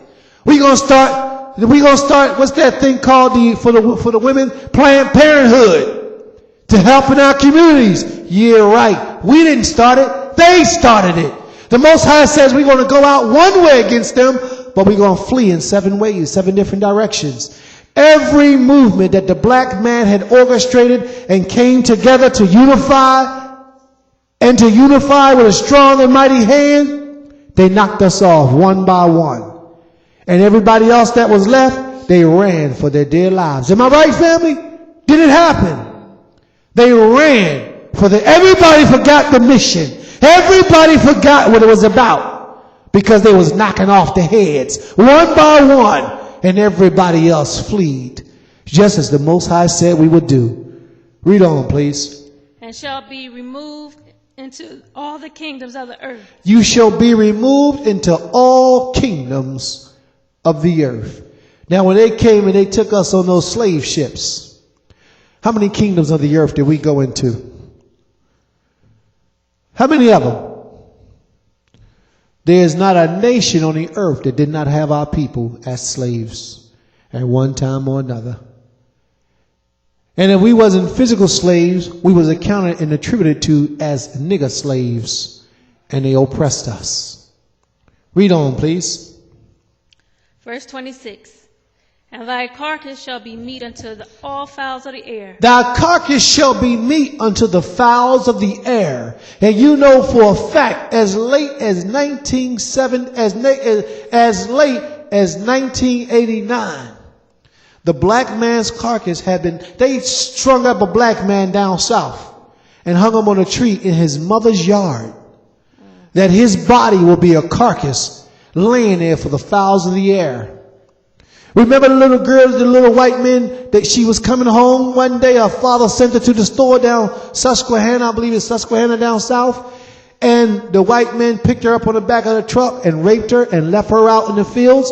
That wasn't all that long ago. That was less than 20 years ago. Little girl, they raped her and killed her and left her out in the woods. And her meat, her body was carcass for all the fowls of the earth. Let alone what had actually taken place on the 100 spans back in the slavery days. How common it was to go and bust a nigger, as they called us, bust a nigger upside the head and kill him and just leave him for dead in the fields, as they called us. That was a common practice. Little baby Caucasian babies was learning how to do it. You go to our website, www.templekeepharine.org. Go to the website and you see a lot of the pictures and how they put us over here on those slave ships. And how we was cargo in the belly of the ships. The Most High says in the book of Ezekiel, I believe it's the 13th chapter, that they will grab us in their pits. The chains that they will wrap around us and put us in their pits and carry us and make us slaves. Read on, please. Finish in verse 26. And unto the beasts of the earth, and no man shall fray them away. And no man shall chase these birds away. No man shall chase these beasts of the earth away. Jehovah will smite thee with the botch of Egypt. He will smite thee with the botch of Egypt. And with the emerods, and with the scab, and with the itch, whereof thou canst not be healed. Jehovah shall smite thee with madness, and blindness, and astonishment of heart. The Most High will strike us with madness and blindness and astonishment of heart. What that means is that we are not in our right minds. We're not in our right minds. See, because I gave a lesson not too long ago speaking about the effects of the minds. As is in ancient days is the name of the lesson. As is in ancient days. Some of the things, most of the things that we do today would have never taken place, never been allowed in ancient days. A lot of the practices and the culture and the behavior that we have today would have never been allowed in the ancient days. The Most High has stripped us of our minds, but you know, a lot of the foods that we eat are causing that process to even generate and motivate with a faster pace in our lives today. A lot of the poisons that we put in our bodies. Read on, please. Deuteronomy chapter 28, verse 29. And thou shalt grope at noonday, as the blind gropeth in darkness. Thou shalt grope at... What are them young brothers doing on the corners today? Standing around, sitting around. I came up here the other day to fix the internet so we can teach today. There's a whole bunch of guys in the alleyway back here smoking weed, smoking blunts. I walked down the street to get on a pole to fix the telephone line. Two young brothers just sitting back. I said, y'all live there? They said, no. I said, well, what y'all doing? Oh, we ain't doing nothing, just chilling. That means groping at noonday, doing nothing, just chilling. We came up with our own vernacular for it. Instead of groping, we just chilling. Well, I'm just chilling. Walk up to a crowd of young brothers on the corner, they all sitting around. What they doing? Chilling. We moping because we're under the curse. And we have no idea how serious it is. Most adults, when they get off of work and they come home, they ain't got nothing to do. They don't know what to do with themselves. They don't know what to do with themselves. Because the Most High said that we will mope at noonday. And at nighttime, we're going to wish it was the daytime. In the daytime, we're going to wish it was the nighttime. So when we get home, in actuality, what we're doing is we can't wait till the next day to go back to work. And then when you get to work, you can't wait till you get off of work so you can go home. And then when you get home, I can't wait till the morning time so I can go back to work. That becomes your whole cycle. That becomes your whole day. You are moping. You are chilling. Because of the sight of your eyes, you don't know what to do with yourself. Just waiting to die. That's no way to live a life. Read on, please. The middle of verse 29. And thou shalt not prosper in thy ways, and thou shalt be only oppressed and spoiled evermore, and no man shall save thee. Thou shalt betroth a wife, and another man shall lie with her. Thou shalt build an house, and thou shalt not dwell therein. He said what? You shall build a house and you won't dwell in it. Don't think that the Most High is talking about four corners of a wall. He's talking about a great empire as a structure, as the head of a nation. We built these nations. We built them at the back of us, the black man. We built them in every nation around the earth. We helped build those nations. Now, how many of us sit on the board of nations? How many of us actually get to make decisions what take place in these nations? Almost none of us, if any at all. Read on, please. Thou shalt plant a vineyard and shalt not gather the grapes thereof. The Most High is trying to tell us that we're going to provide for their children to come up. We planting vineyards. You look at these colleges and these schools out here. The janitors in these places are usually our people. We make sure that these institutions keep going on. You follow what I'm saying to you? We make sure that they keep going on, but they're not going on for our children. They're going on for someone else's children. Read on, please. Thine ox shall be slain before thine eyes, and thou shalt not eat thereof. Thine ass shall be violently taken away from before thy face, and shall not be restored to thee. Thy sheep shall be given unto thy enemies, and thou shalt have none to rescue them. And we don't have none to rescue our sheep today. All of our sheep are gone. All of our land are gone. All of our houses are gone. We have to look to our oppressors to supply us with everything that we need. Read on, please. Verse 32. Thy sons and thy daughters shall be given to another people. Thy what? Sons and thy daughters. Now, the white man wrote this book. And he was talking about himself. Why was he so accurate in talking about us? Most of these prophecies don't fit his people. Most of these prophecies, 99.9% of these prophecies, fit the black man here in America and the Israelites all throughout the earth. Read on, please. And thy eyes shall look and fill with longing of them all the day long. And there should be no might in thy hand. Now, when they took us out of the hands of our fathers, when we were in the land of Africa, our fathers and our mothers longed for us. And they had not the ability to find us or to do anything about it. Now, when we got over here in this land, they still stole our children. They would take a black slave who was big and strong, and they would take an Israelite woman who was big and strong, and they would mate them two together and produce children. And these, just naturally being a mother and being a father, you learn and you love your children, your seed that issue from your body. The Europeans, they can't understand that. You understand? Because they kids cuss them out quick. They can't understand the spiritual relationship and the bond between us having our children. So we will love our children dearly, but they will come and they would take our children from us, and we would always wonder what became of our children. That's as close as just 60, 70 years ago. We would wonder what had become of our children. These were the prophecies of old that have taken place even today. Their relationship with their wives and their children has nothing to do with the relationship between an Israelite man and his wife and his children. That's why the Israelite man today that emulates the European ways, their relationships don't work. We emulate their customs in almost everything that we do. That's why we have the fastest divorce rate, because the marriages, the way that we even go about marrying an individual is godly, is unholy. The way that we even go about picking a mate today, because we have been given their culture. Let me share with you and spend a little bit of time about how we go picking a mate today. We pick our mates based upon how they are attracted in our sight and in our vision.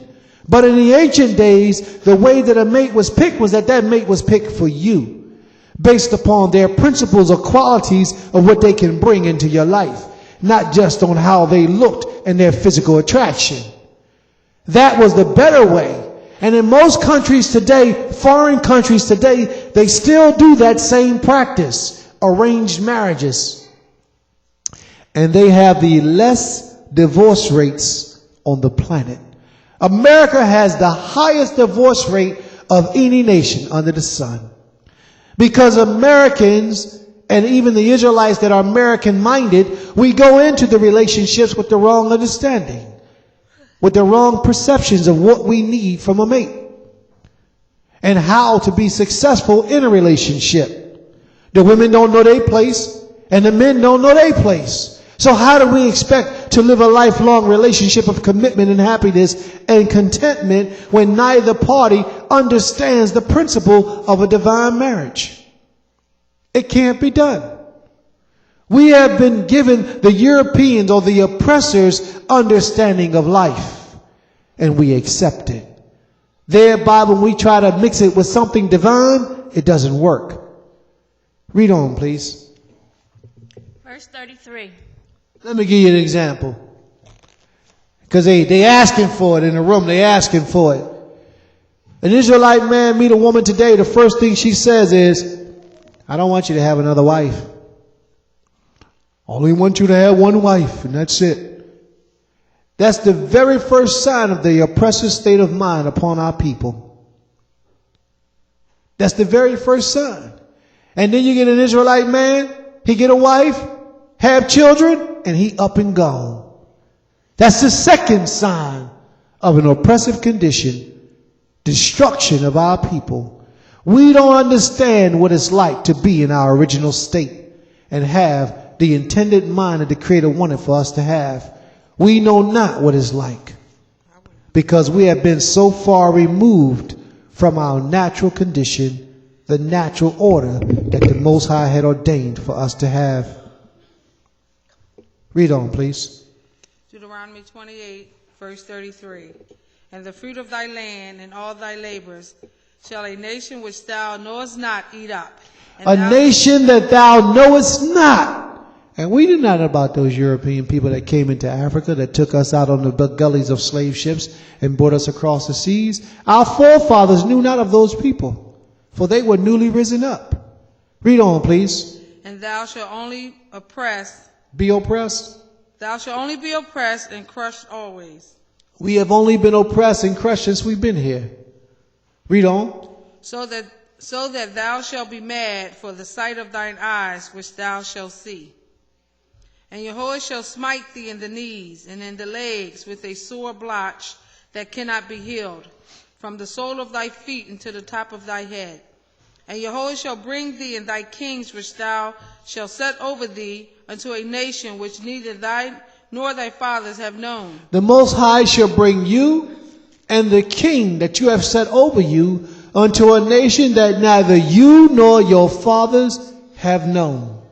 And our forefathers knew not of this oppressive condition, this nation that we are under today. They knew not of it. So our king, yes, the king has been sent into captivity, which means the lineage of David has been sent into captivity with the slaves of ancient days here in America. Read on, please. And there shalt thou serve other deities of wood and stone. There shalt thou serve other deities of wood and of stone. If you think about it for a minute, that means you're going to serve wood, which is money. Paper is made out of wood. That's a deity for the black man here in America. Wood being a cross, being a tree. The images of the JC figure carved out of wood. The statues of stone. The Hindu gods are made out of statues of stone and brass and bronze. We worship all these deities. The Most High said that we would. Christianity being the hardest hit amongst our people. And their gods is made out of both wood and stone. Read on, please. Deuteronomy 28, verse 37. And thou shalt become an astonishment, a proverb, a byword among all the nations, whether Jehovah shall lead thee. And thou shalt carry much seed out into the field, and thou shalt gather but little in, for the locust shall consume it. Thou shalt plant vineyards and dress them, but thou shalt neither drink of the wine nor gather the grapes, for the worm shall eat them. Thou shalt have olive trees throughout all thy coast, but thou shalt not anoint thyself with the oil, for thine olive shall cast his fruit. Thou shalt begot sons and daughters, but thou shalt not enjoy them. Thou shalt have sons and daughters, but you won't get the chance to enjoy them because they're going to go into slavery. Now, family, I need you to stop for a moment. Everybody, just lift your head up for a minute. For those of you who have children, look at your kids right now in their face. Now imagine them not being here. Imagine them being stolen from you and you not know what had become of them. See, sometimes the only way for you to understand the scriptures is to actually put yourself in the position of what's being told.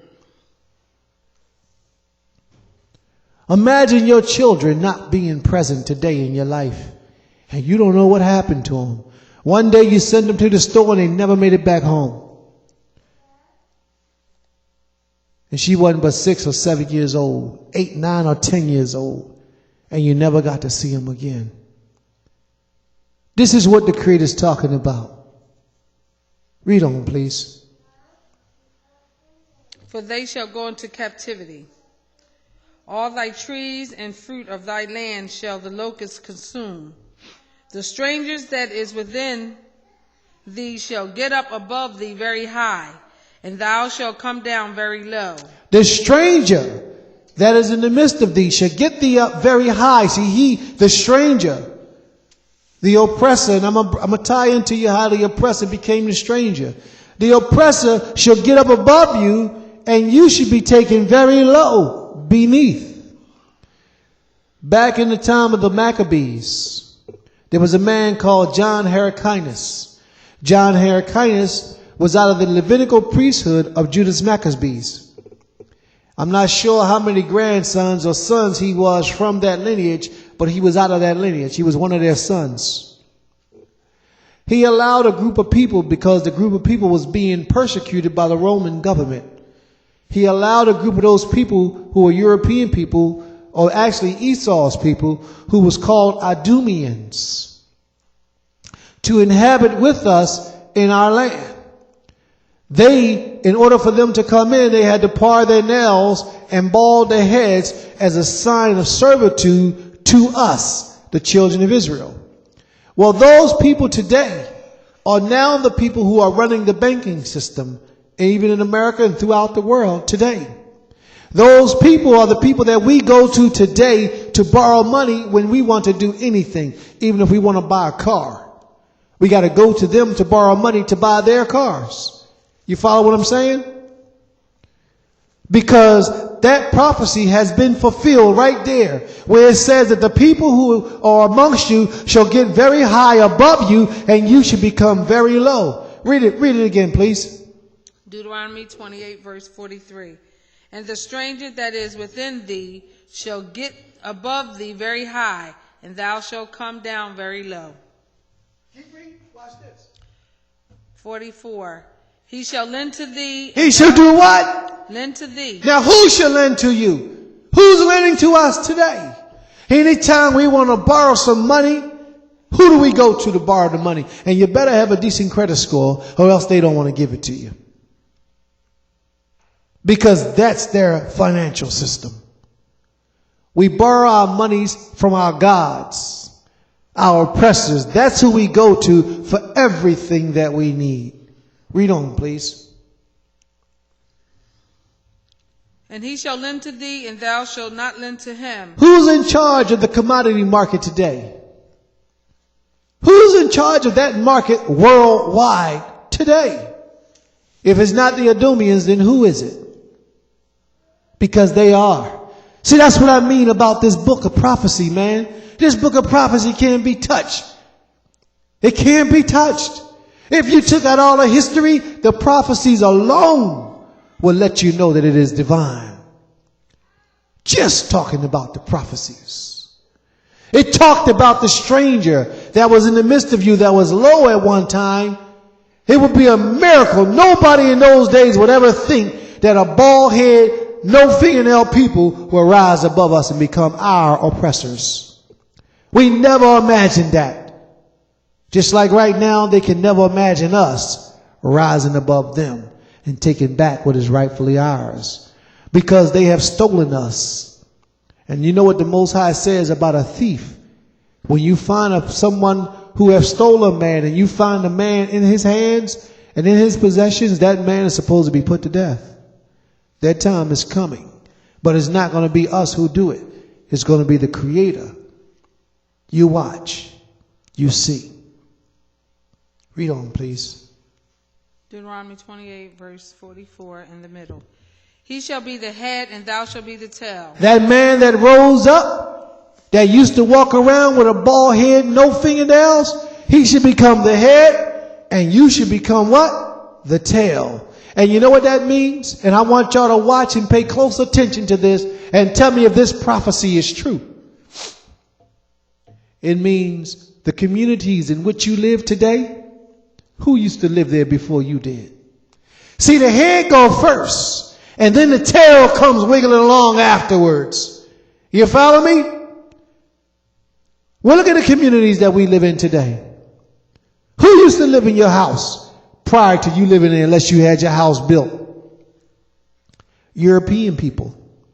Usually, that's the situation. They get into the neighborhood first, and then after they leave, here we come. They should be the head, symbolically. They should be the head, and we gonna be the tail.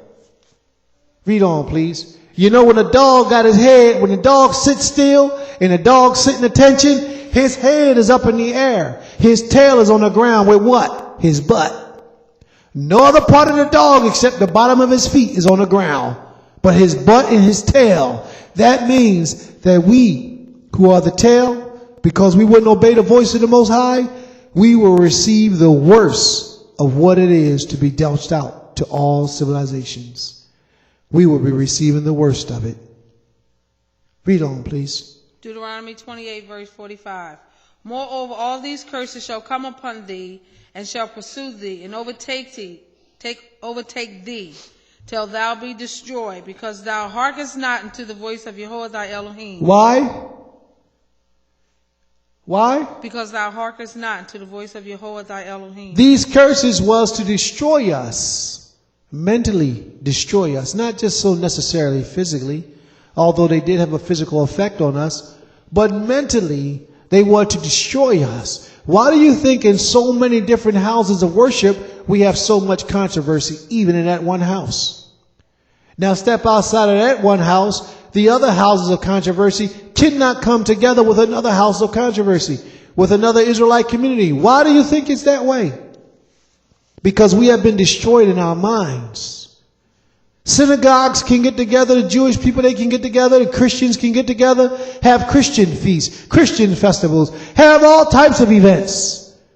Hinduism, Buddhism, the Jehovah Witnesses, they can all get together and they have a good time. But the house of Israel, we can't come together for 5 minutes without us fighting, without us talking about each other. And most of us don't even want to come together. It's because we're under a curse. And the only way we're going to get from underneath this curse, book knowledge is not going to do it. Socializing is not going to do it. We have to return back unto the commands of the great King. That's the only way we're going to reverse this curse. Read on, please. And that did not hearken unto the voice Jehovah thy Elohim, and to keep his commandments and his statutes, which he commanded thee. Verse 46. Excuse me. Hold 1 second, please.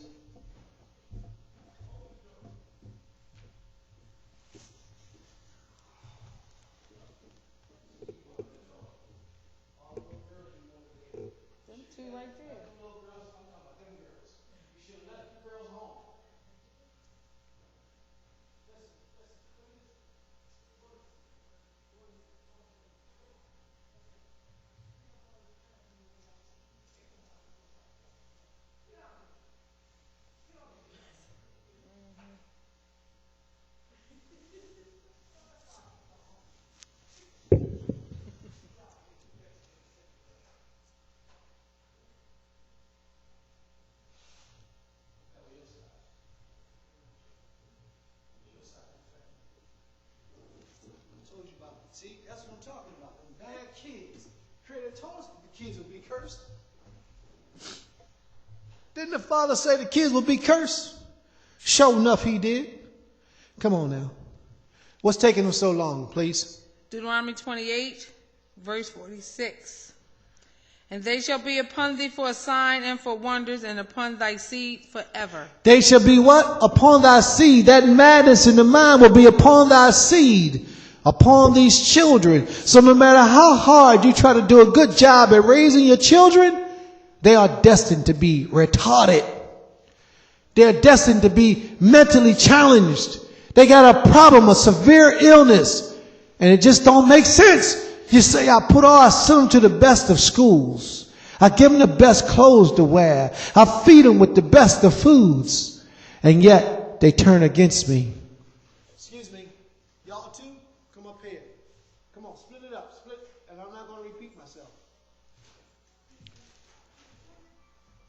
It seems like no matter what you try, they just don't listen and just don't get it right.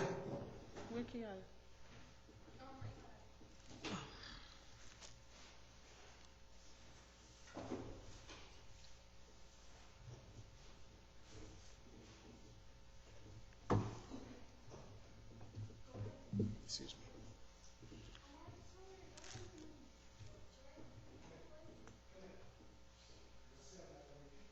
Get up there and sit down.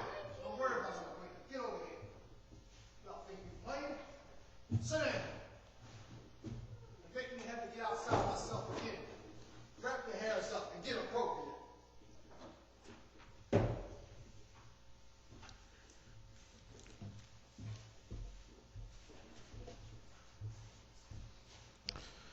Please forgive me, family, but I got some of them kids that's retarded. Retarded. I mean, I don't understand how you know your father ain't got no sense. You know your father gonna jack you up if you act a fool. You know your father gonna embarrass you if you act a fool, and then you come up in the house and act a fool. What is that but retarded? Read on, please. Deuteronomy 28, verse 47.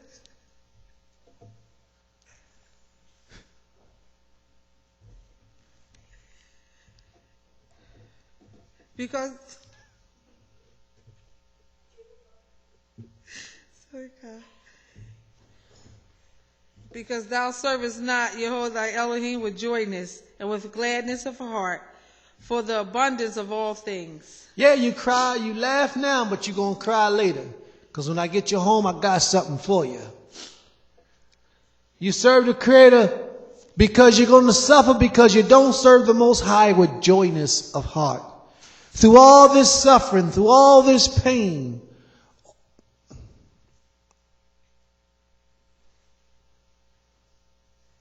All we need to do is turn to the Most High and seek his forgiveness. Read on, please. 48. Therefore thou shalt serve thy enemies, which Jehovah shall send against thee in hunger, and in thirst, and in nakedness, and in want of all things. Now this is the part that has the most importance in all these chapters in my teachings today.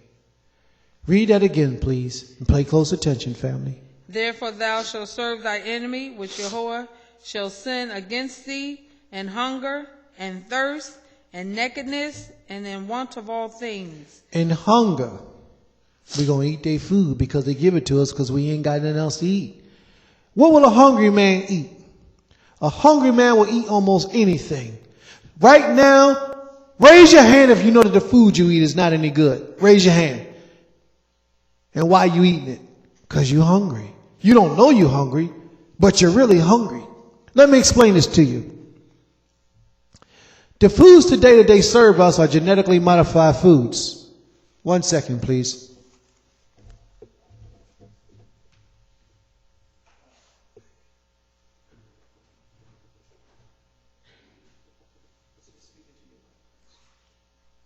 Shalom.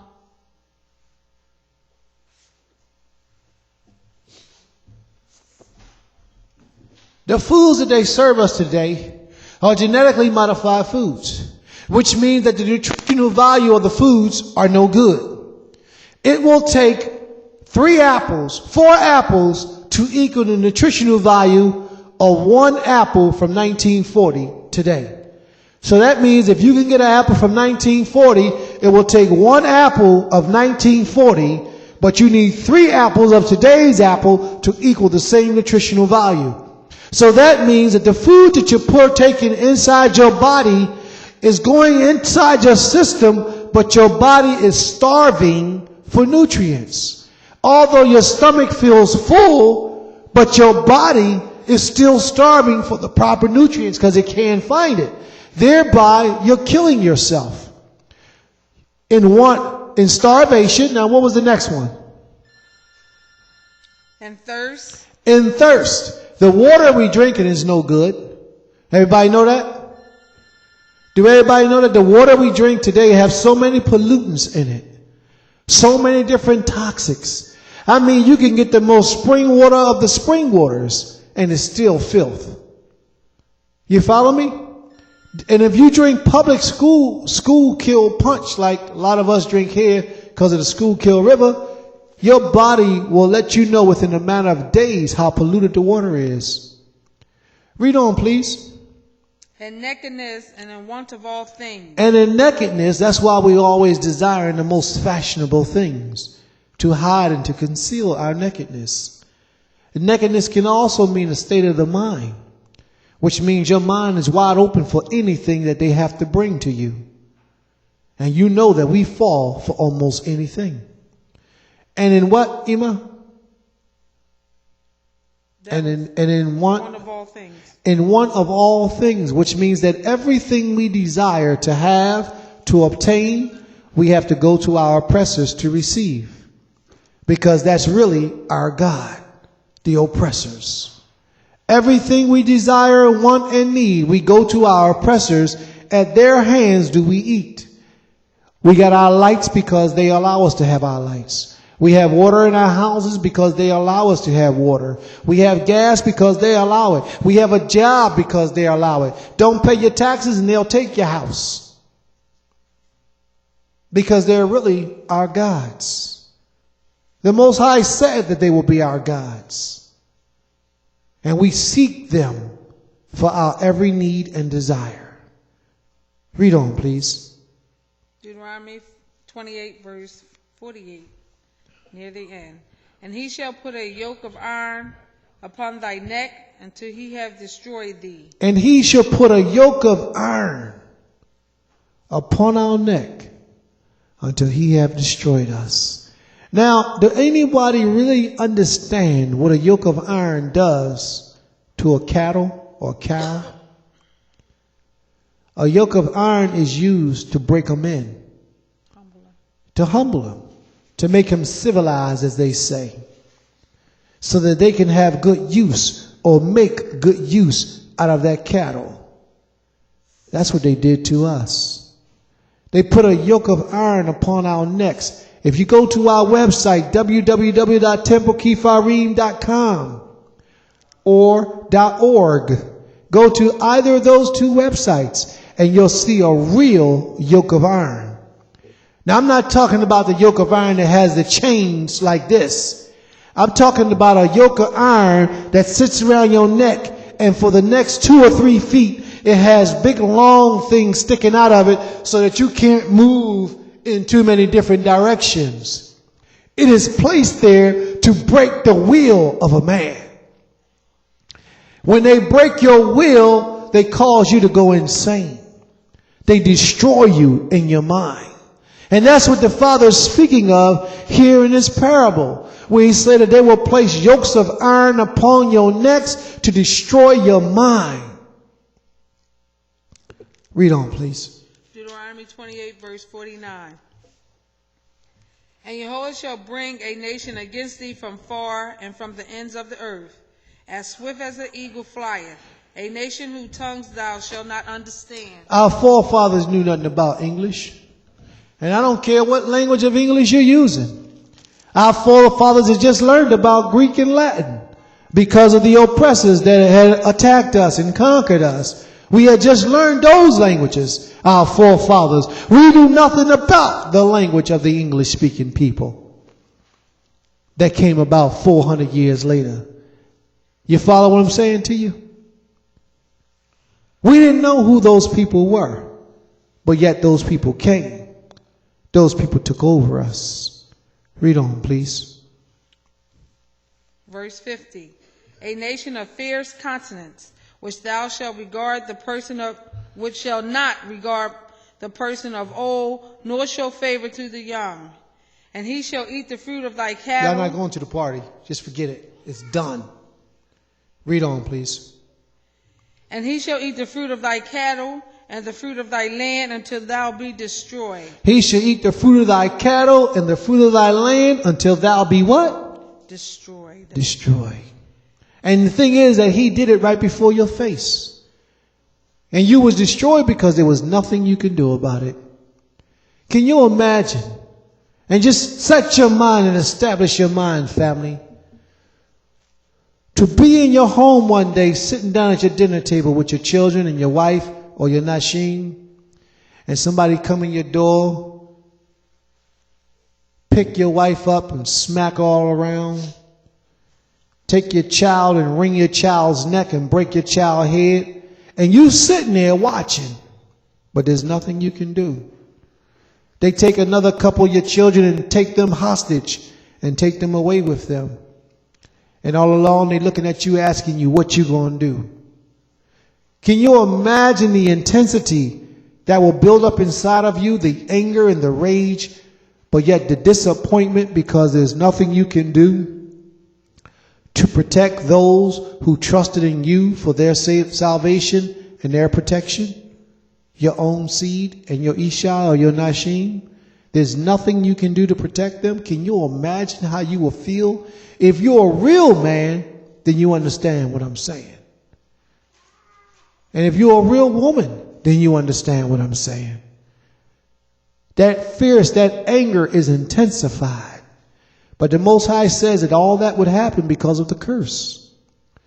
Anybody that is content with the conditions of this world today is not worthy of the kingdom of the Most High. Anybody that is content with the condition and the status of the world today is not worthy of the blessings that the Most High has in store for his people. Israel should be at war with the evil that roams within this earth. Any righteous Israelite-minded person, individual, be it male or female, should be at war with this evil nation. Read on, please. We shouldn't be cohabiting with these folks. We should actually be trying to get ourselves in order to get away from this place, to get away from these folks, to try to situate something where we can raise our children appropriately and restore back the oneness of the Most High King in our lives again. Read on, please. Deuteronomy 28, verse 51 again. He shall eat the fruit of thy cattle, the fruit of thy land, until thou be destroyed, which also shall not leave thee neither corn, wine, nor oil. Let me play with this for a minute. He shall eat the fruit of thy cattle and the fruit of thy land. He shall eat the little kids that the calves have, the little lambs that your baby lambs, which shows that the oppressor was going to be meat eaters. That was a little sidebar joke, you know. Letting you know that they were going to eat the fruit of your land and the cattle that you had. Read on, please. And the increase of thy kind, or flock of thy sheep, until he have destroyed thee. And he shall besiege thee in all thy gates, until thy high fences, walls come down. And they shall besiege thee in all thy gates, until thy high fences and thy walls come down. So that means that no matter how much of a protection shield you get up, they're going to tear you down. Just like they did with the Black Panther Party movement. As strong as a military force they was, and as knowledgeable as they was in the laws of the land, they was besieged, and they crumbled, tore them down. Read on, please. Wherein thou trustest throughout all the land, and he shall besiege thee in all thy gates throughout all the land, which Jehovah thy Elohim have given thee. And thou shalt eat the fruit of thy own body, and the flesh of thy sons and of thy daughters, which Jehovah thy Elohim giveth thee, in a siege and in the straitness therein, wherewith thou enemies shall distress thee. So that the man that is tender amongst you, and very delicate, his eye shall be even towards his brother, and towards the wife of his bosom, and towards the remnant of the children which he shall leave. Now the Creator is also talking about how they were going to throw us into these prisons and these houses.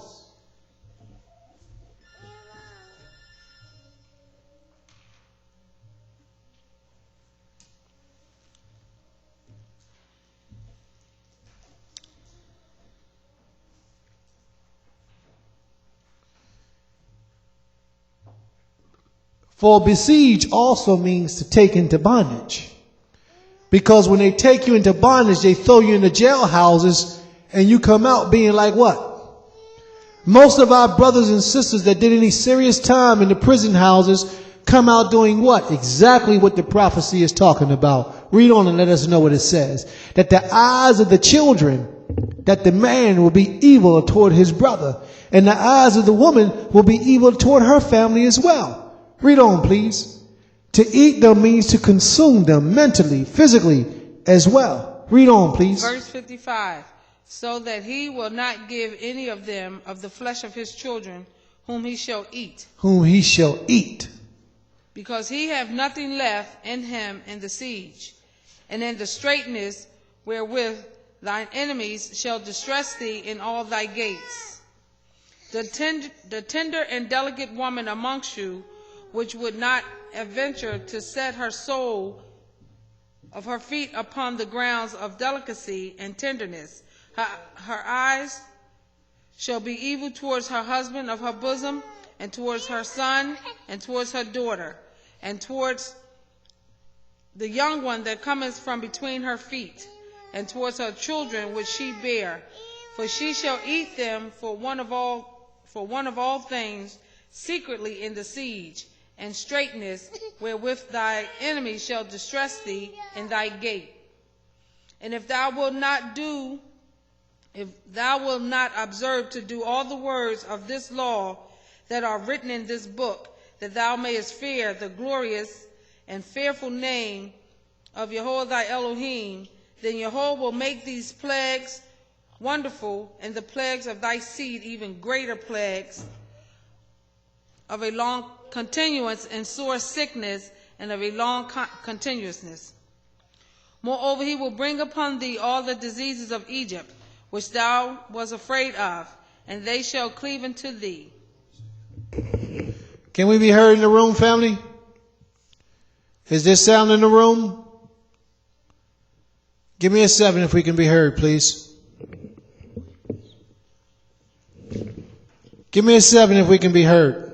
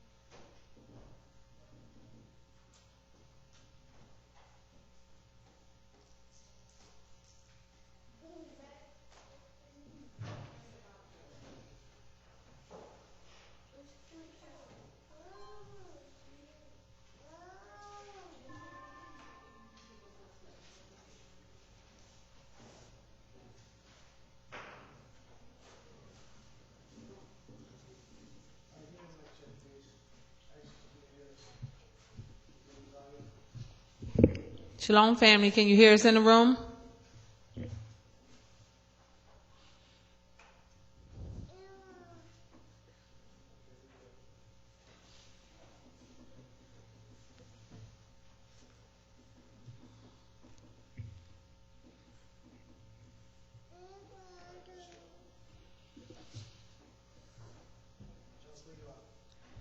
I'm in Deuteronomy 28, verse 60. Deuteronomy 28, verse 60. Moreover will he bring upon thee all the diseases of Egypt, which thou was afraid of, and they shall cleave unto thee. Also every sickness and every plague which is not written in the book of the law of this law, them will Jehovah bring upon thee until thou be destroyed.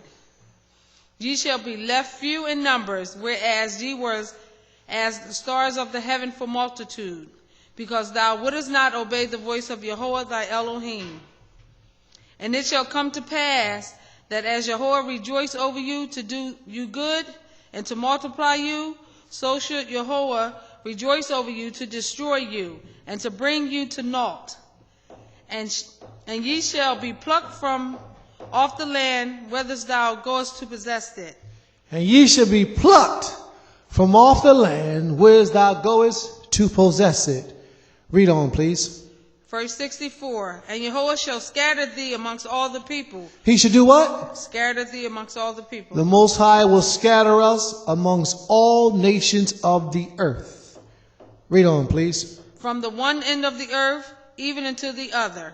And there shalt thou serve other gods, which thou nor thy fathers have known. Sit back there. There thou shalt serve other gods, which thou nor thy fathers have known. Read on. Even wood and stone. And among these nations shalt thou find no ease, neither shall the sole of thy foot have rest. But Jehovah shall give thee there a trembling heart. He shall give us what in the land of captivity? A trembling heart. He will give us it. Now, how many of us don't have a trembling heart today? Yeah, I know. You ain't got a trembling heart because they're not coming to your door right now. You ain't got a trembling heart because there's not tanks rolling down the street right now. You ain't got a trembling heart because they're not showing you their true color right now. But let any of those things take place and you'll see just how trembling your heart will become. You follow what I'm saying, family? If the oppressor is not oppressing you to the degree where you can hear tanks and helicopters riding over top of your neighborhoods, then you don't have a trembling heart. You think everything is at peace, and it's not. We at war, but the war has become a subtle war where you don't even know that you're at war anymore, because there hasn't been any bombs going off or guns being shot, except for the guns that you shoot against yourselves. Read on, please.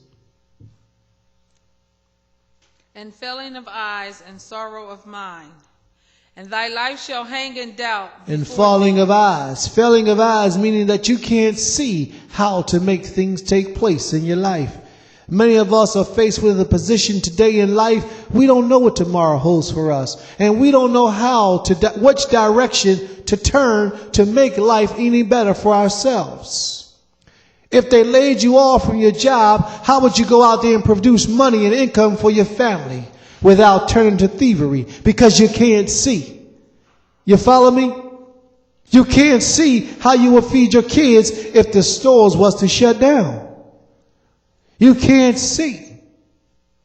That's what the Creator is trying to tell us when he says the failing of eyes. He will take away your vision and you won't see how to make it.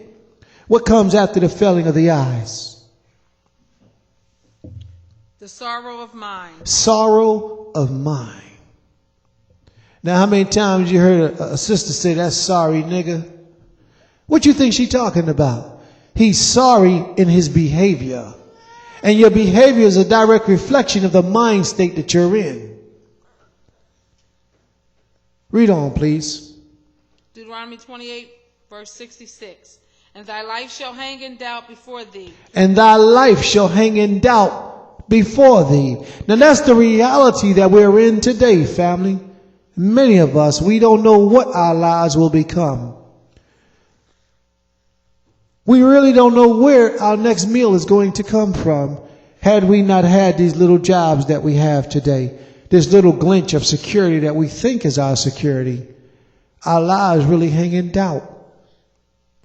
Most of us, and I said this not too long ago, most of our men are one of three things. We either got a criminal case pending. We either got a criminal case that we've been to jail for, or we got a criminal case either pending or one that we've been to jail for, or we're out on probation now.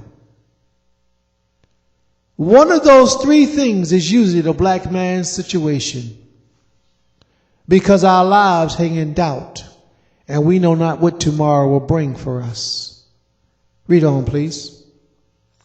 And thou shalt fear day and night, and thou shalt have no assurance of thy life. We have no assurance of our own lives. We're not talking about because you might die from some type of a disease.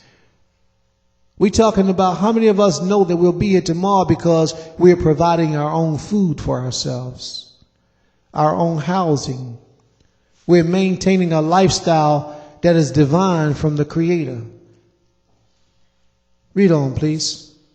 Verse 67. And in the morning thou shalt say, Would Elohim it were even?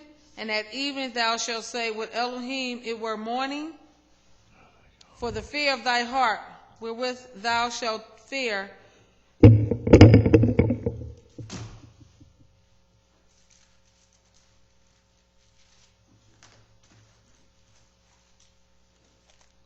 for the sight of thy eyes which thou shalt see.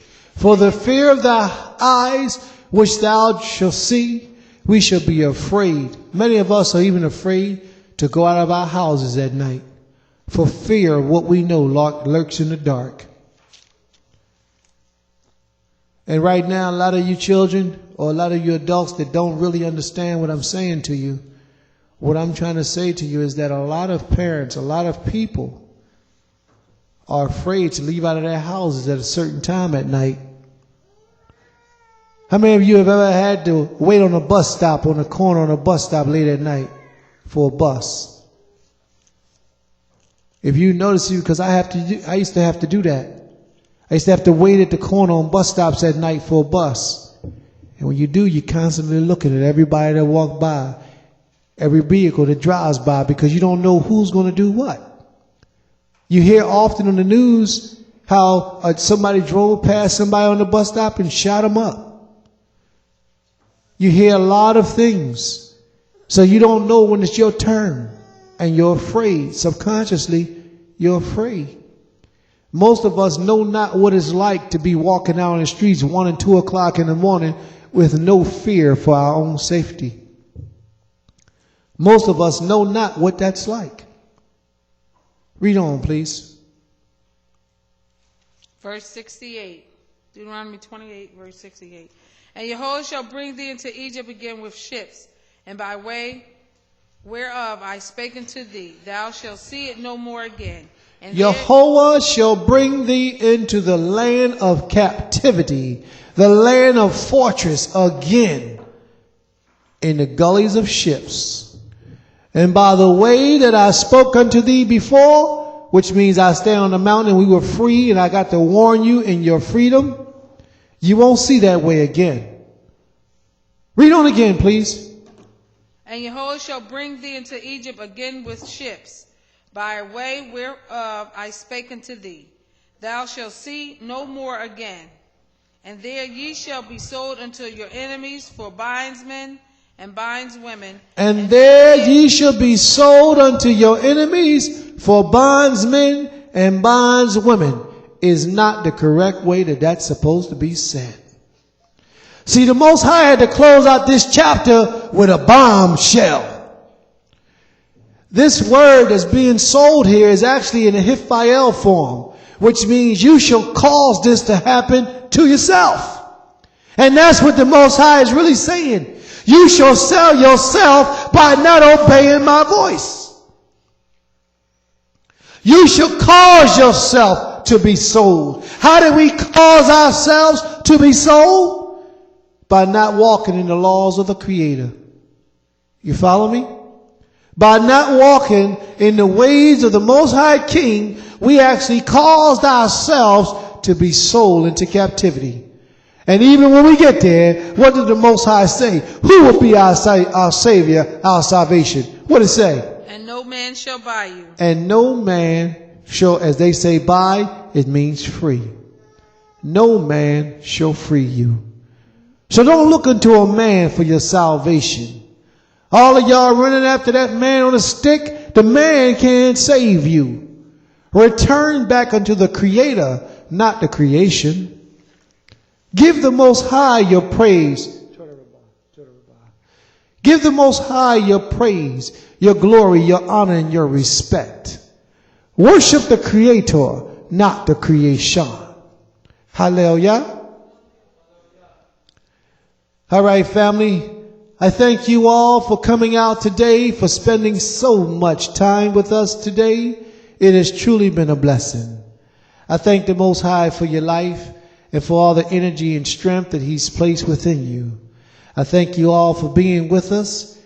And we're going to arise now and face the east. And we're going to close out this portion, our service. We're going to close out this day with a prayer. Hallelujah. Yeah, come to the mic.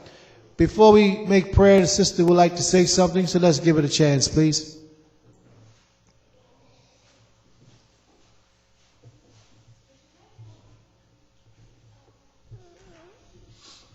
Shalom. I just wanted to touch on a statement that Prince made earlier in reference to the airplanes in the sky spraying the cloud. One day I was home, I was watching the Discovery Channel, or either the History Channel, one of those channels that's on cable. And I was watching how, in the Vietnam War, how this country thought that they could beat the Vietnamese by using those same planes that Prince talked about to spray the clouds over Vietnam to cause it to rain, to flood out the land and to flood out the roadways so that the Vietnamese would not be able to get their convoy of food and ammunition to the people. But it backfired on the American people because they overdid what they set out to do. They actually made it rain a little bit too much, and it worked against the American people. We were unable to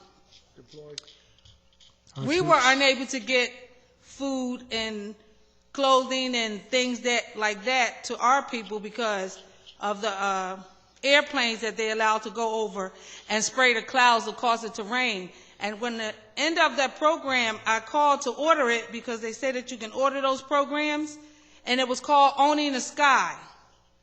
And when I called to order it, they said that they didn't have it in stock and that they would restock it, but they told me that I could leave my name and number and that they would send it to me.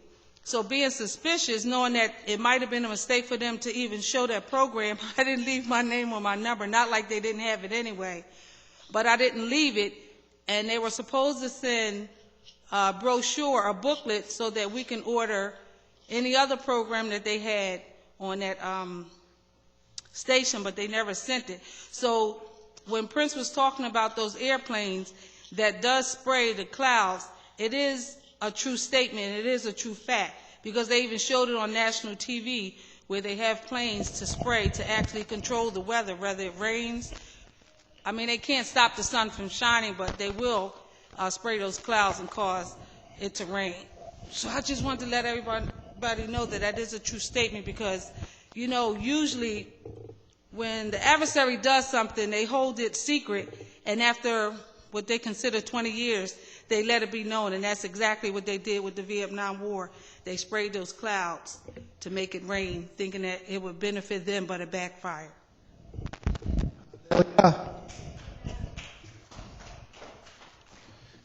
Kairos, get the lights, please.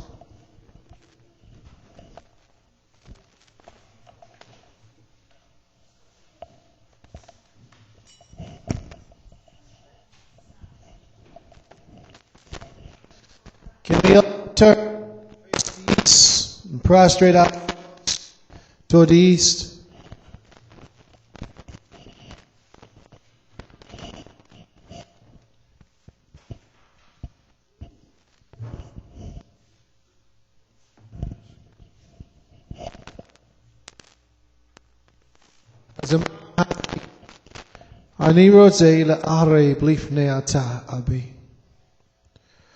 Father, at this time, I pray for permission to approach unto you.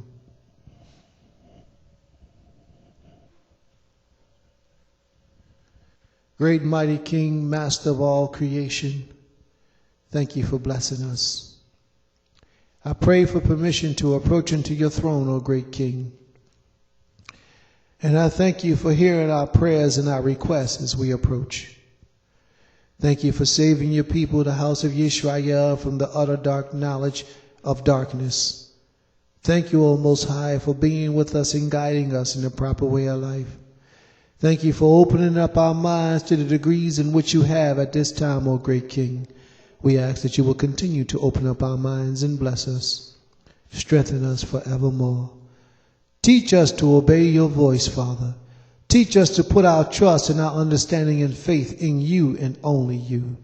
Teach us to rely on you for all things and everything. Strengthen us, Almighty King. Strengthen us, please, and deliver us from evil. For thine, O Jehovah, thine is the kingdom, the power, and the glory. The victory, the majesty, and the honor are all thine. Therefore, great King, we come unto thee in total submission. Ask that thou will have thy way with us in our lives, that thou will guide us in righteousness and truth, and that thou will never forsake us. Be with us, Almighty One, and be with us, please. Unto thee, O great King, we pray now and forever. And we all say, Toda Yehovah, Toda Abi. Hallelujah! Hallelujah! Hallelujah! All right.